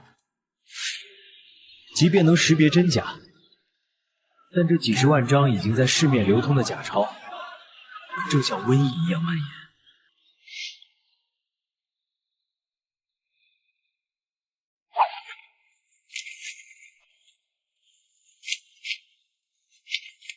苏雅用呆毛簪子破了我们的纸张局，当众识破了假钞的秘密。带毛之计只能救急，救不了这全城的贪婪。传令给海上印局，加大印量。我要让金陵城的每一寸土地都铺满这些废纸。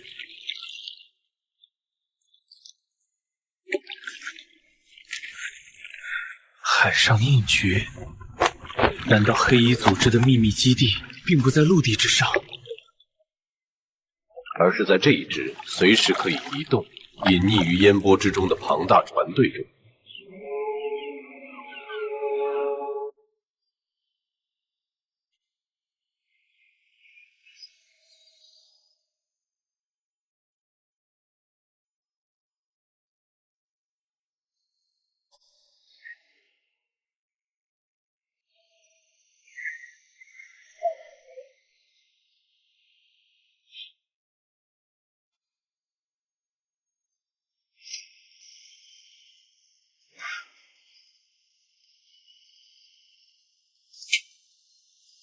苏小姐，茫茫大海，去哪儿找印钞船？印钞需要大量的清水洗涤纸浆，需要沉重的石磨压制水分。那些声音在陆地上会被嘈杂掩盖，但在海面上，声音的传播极远。利用声学中的声纳源出行，船队呈扇形排开，每隔一段距离放置一个水听筒，通过对比各点接收到的金属撞击声和石磨摩擦声的强弱，我可以推算出它们在河口中汇聚的位置。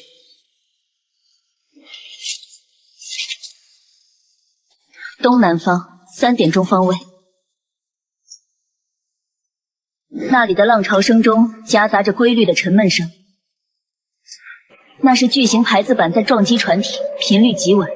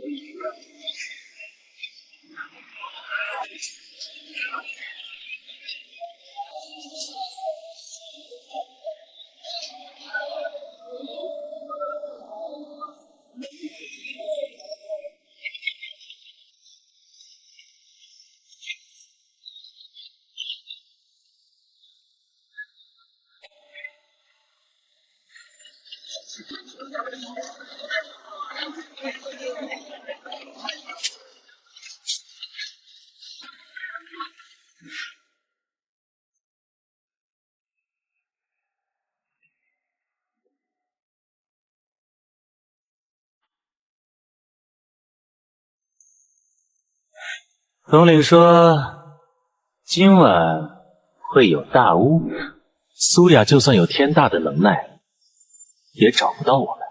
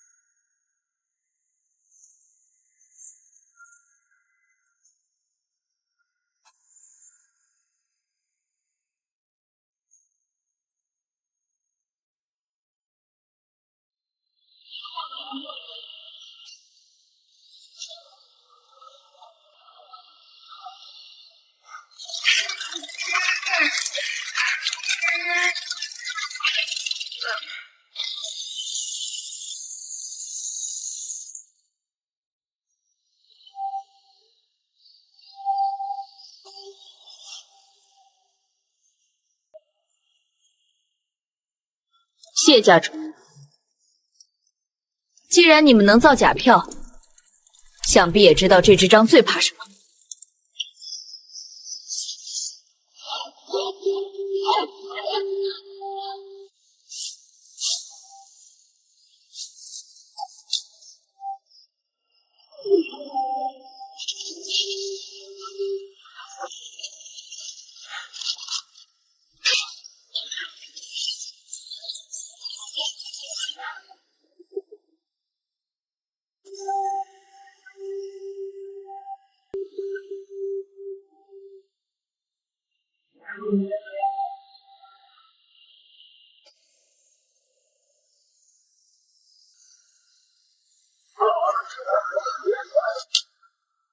就是现在，投放符囊！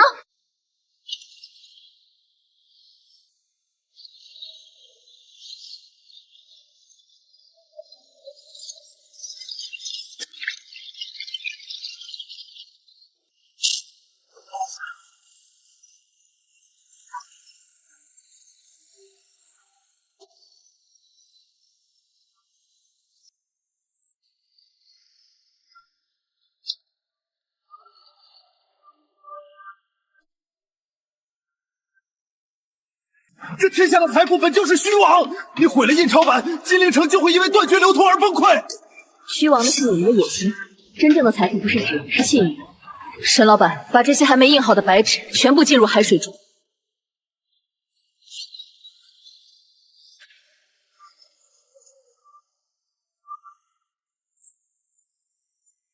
这些带有海盐痕迹的纸张，将作为未来3年江南修筑海堤的劳役凭证。苏雅这一手，债权平乱比他父亲苏远山更狠。主公，我们要开启万古局的最终封印吗？不用，他自己正在开启。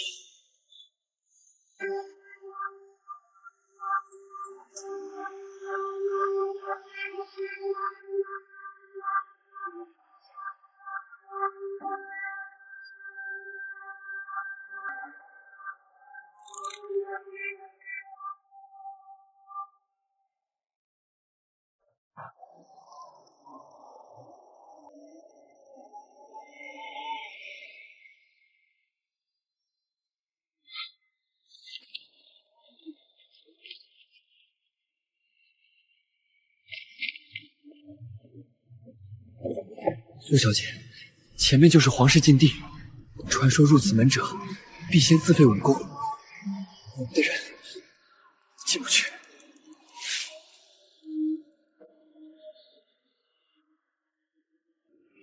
不是废武功，是去此。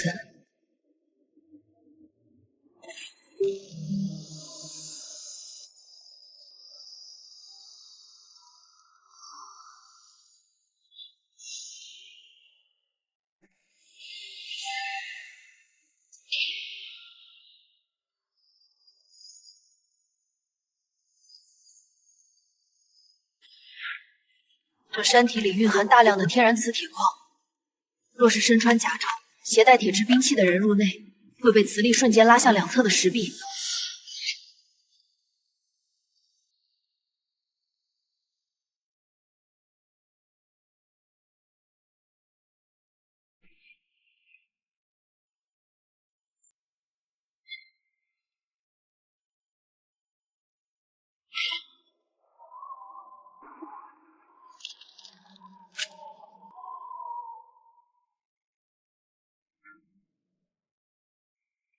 苏小姐，真的不需要留下后路吗？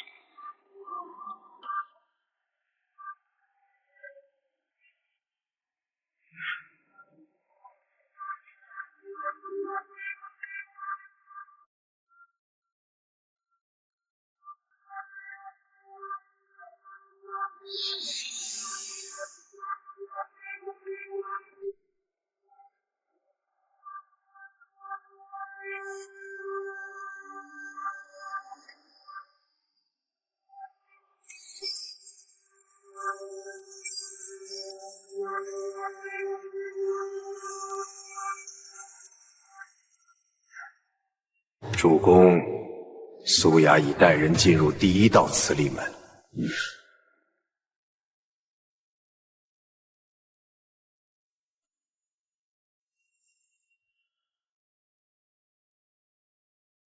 苏家欠着江山的债，总要有个女子来还。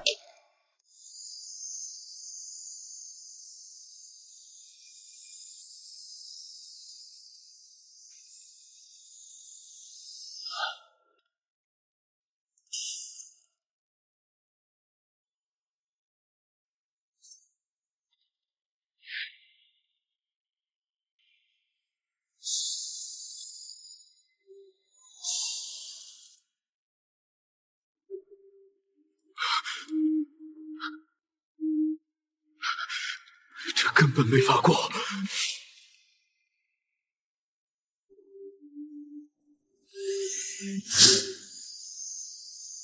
这不是机关，这是重力天平。啊！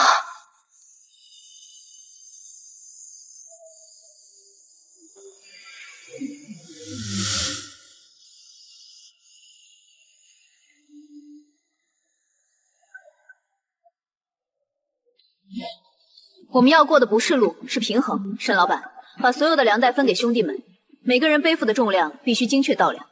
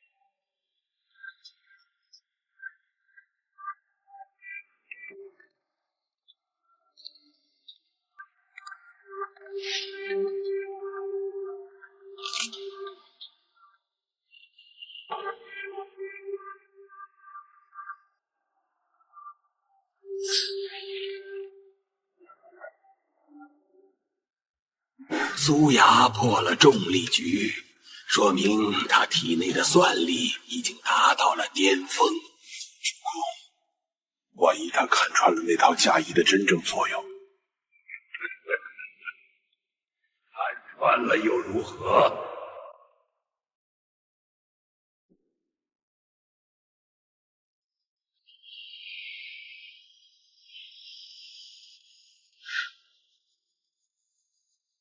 苏小姐，死忌之日已到，请上座，受木状。墨痕，你还没明白吗？你家主公要的不是我的命，是这根地轴的稳定性。这嫁衣里植入了大量的子母线，穿上它，站在石柱中央，由于这地下强烈的磁场，我的身体会变成一个闭合回路。你们想利用人体作为导体，中和地脉因过度开采黄金产生的地磁不稳定。所谓的死忌，就是用苏家女子的血和肉，去填补这300年由于痰郁造成的物理亏空。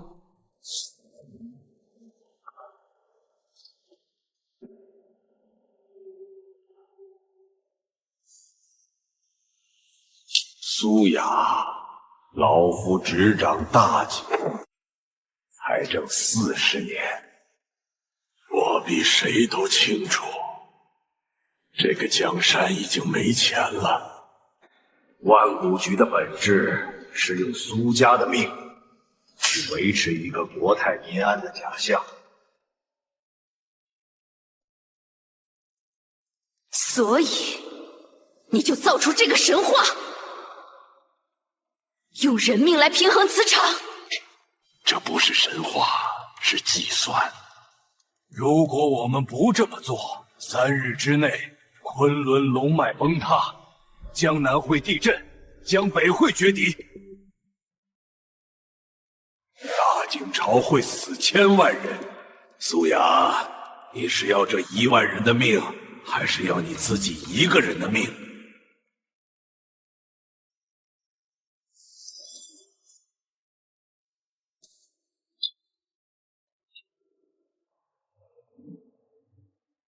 尚书大人，你算准了地磁，算准了人性，但你忘了，这龙脉下面不仅有磁石，还有大量的硝石矿。你让我穿甲，一是为了平衡，但我若制造定向的小坍塌，利用冲击波强行改变磁场走向，你300年的祭祀之局就会彻底崩溃。你疯了！那样你也会被埋在这里。既然都要死，我选自己定下的死法。苏雅开启了逆向崩塌，快去那个出口等他。如果他能活下来，他就是这大景朝唯一的知其人。哈哈哈！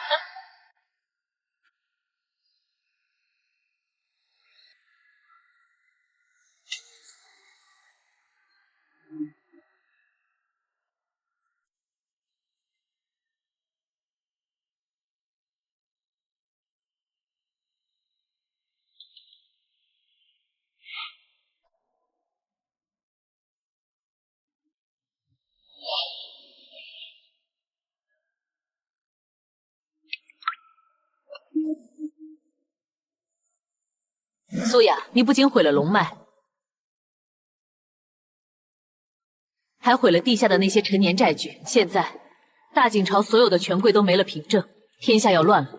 没了虚假的债，大家才看得见眼前的路。公主，这天下不是乱了，是清了。这一半轴心记录的是太祖皇帝当年的开国地图。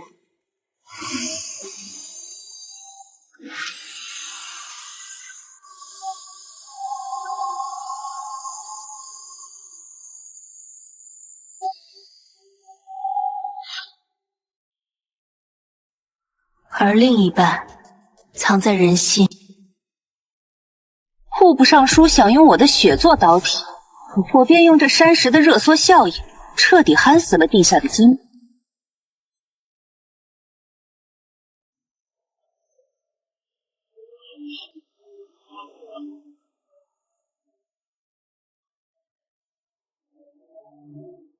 从今往后，世间再无万古局。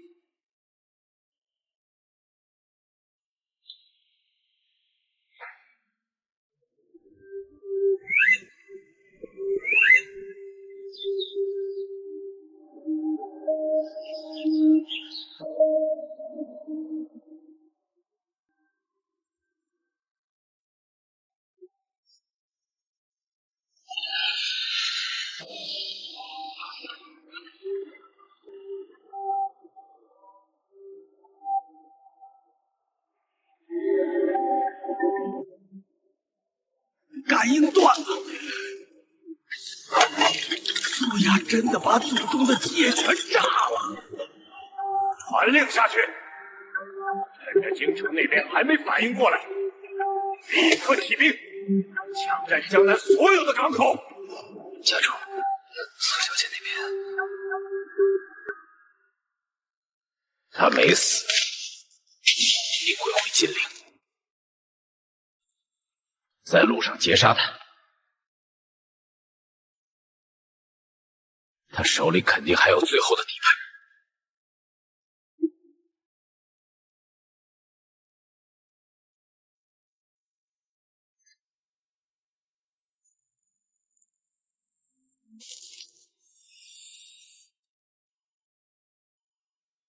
苏小姐，各家私兵已经围城了，他们认定您带着太祖的秘密。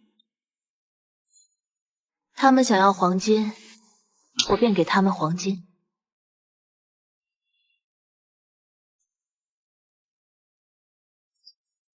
沈老板，让兄弟们辛苦一下，把这些砖头连夜骑进金陵城的城墙缝隙里。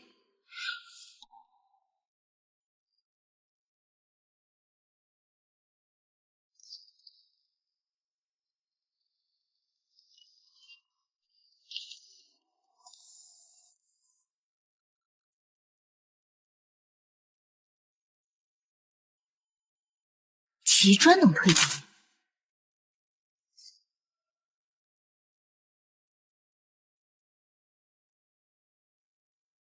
这叫心理暗示。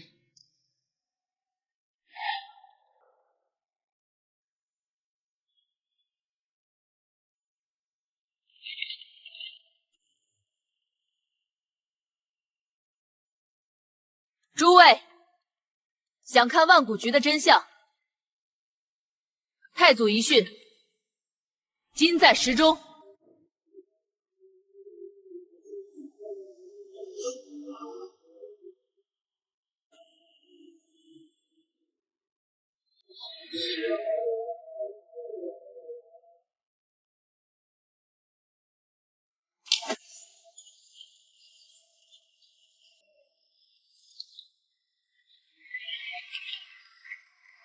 看，城墙真的是金子做的。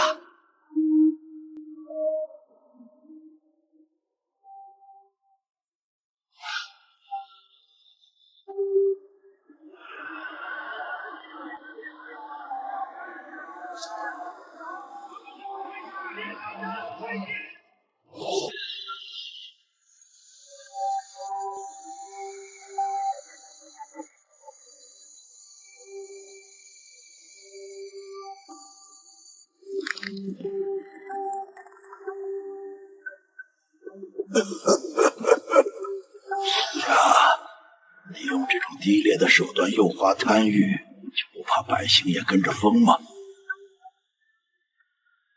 主公，我们现在杀进去吗？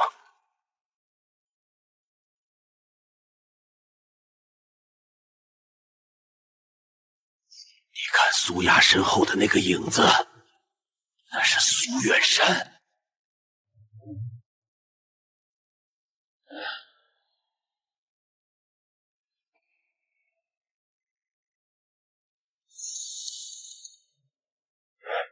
苏雅，你做的够多了，现在把残片交给我，我会重建苏家的荣耀，让大景重新成为铁板一块。苏大将军，你以为这传国玉玺真能号令这满城百姓吗？父亲，您隐忍3年，看着家人受难，看着我在这局中九死一生，就是为了等这一刻，等所有人都精疲力竭，您好出来做那个救世主。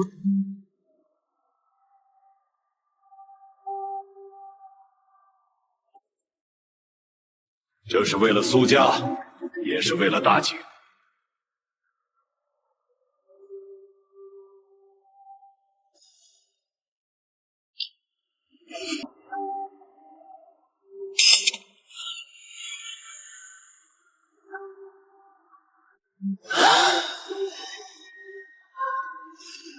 父亲，您还是没看透，这是上本就没有救世主。万古局的本质是垄断，而我要的是流通。父亲，你想要的名分、财富，在这一刻已经失效了。如果你现在夺位，你要面对的是一个没有任何食物库存，却欠了天下百姓千万口粮的懒账。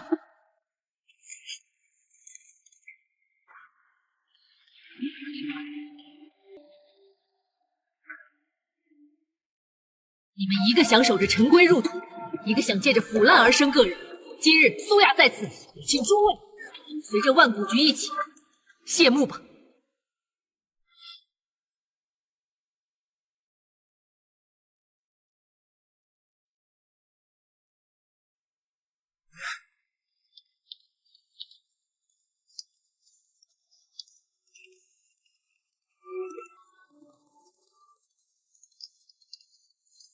登基大点儿，看一眼。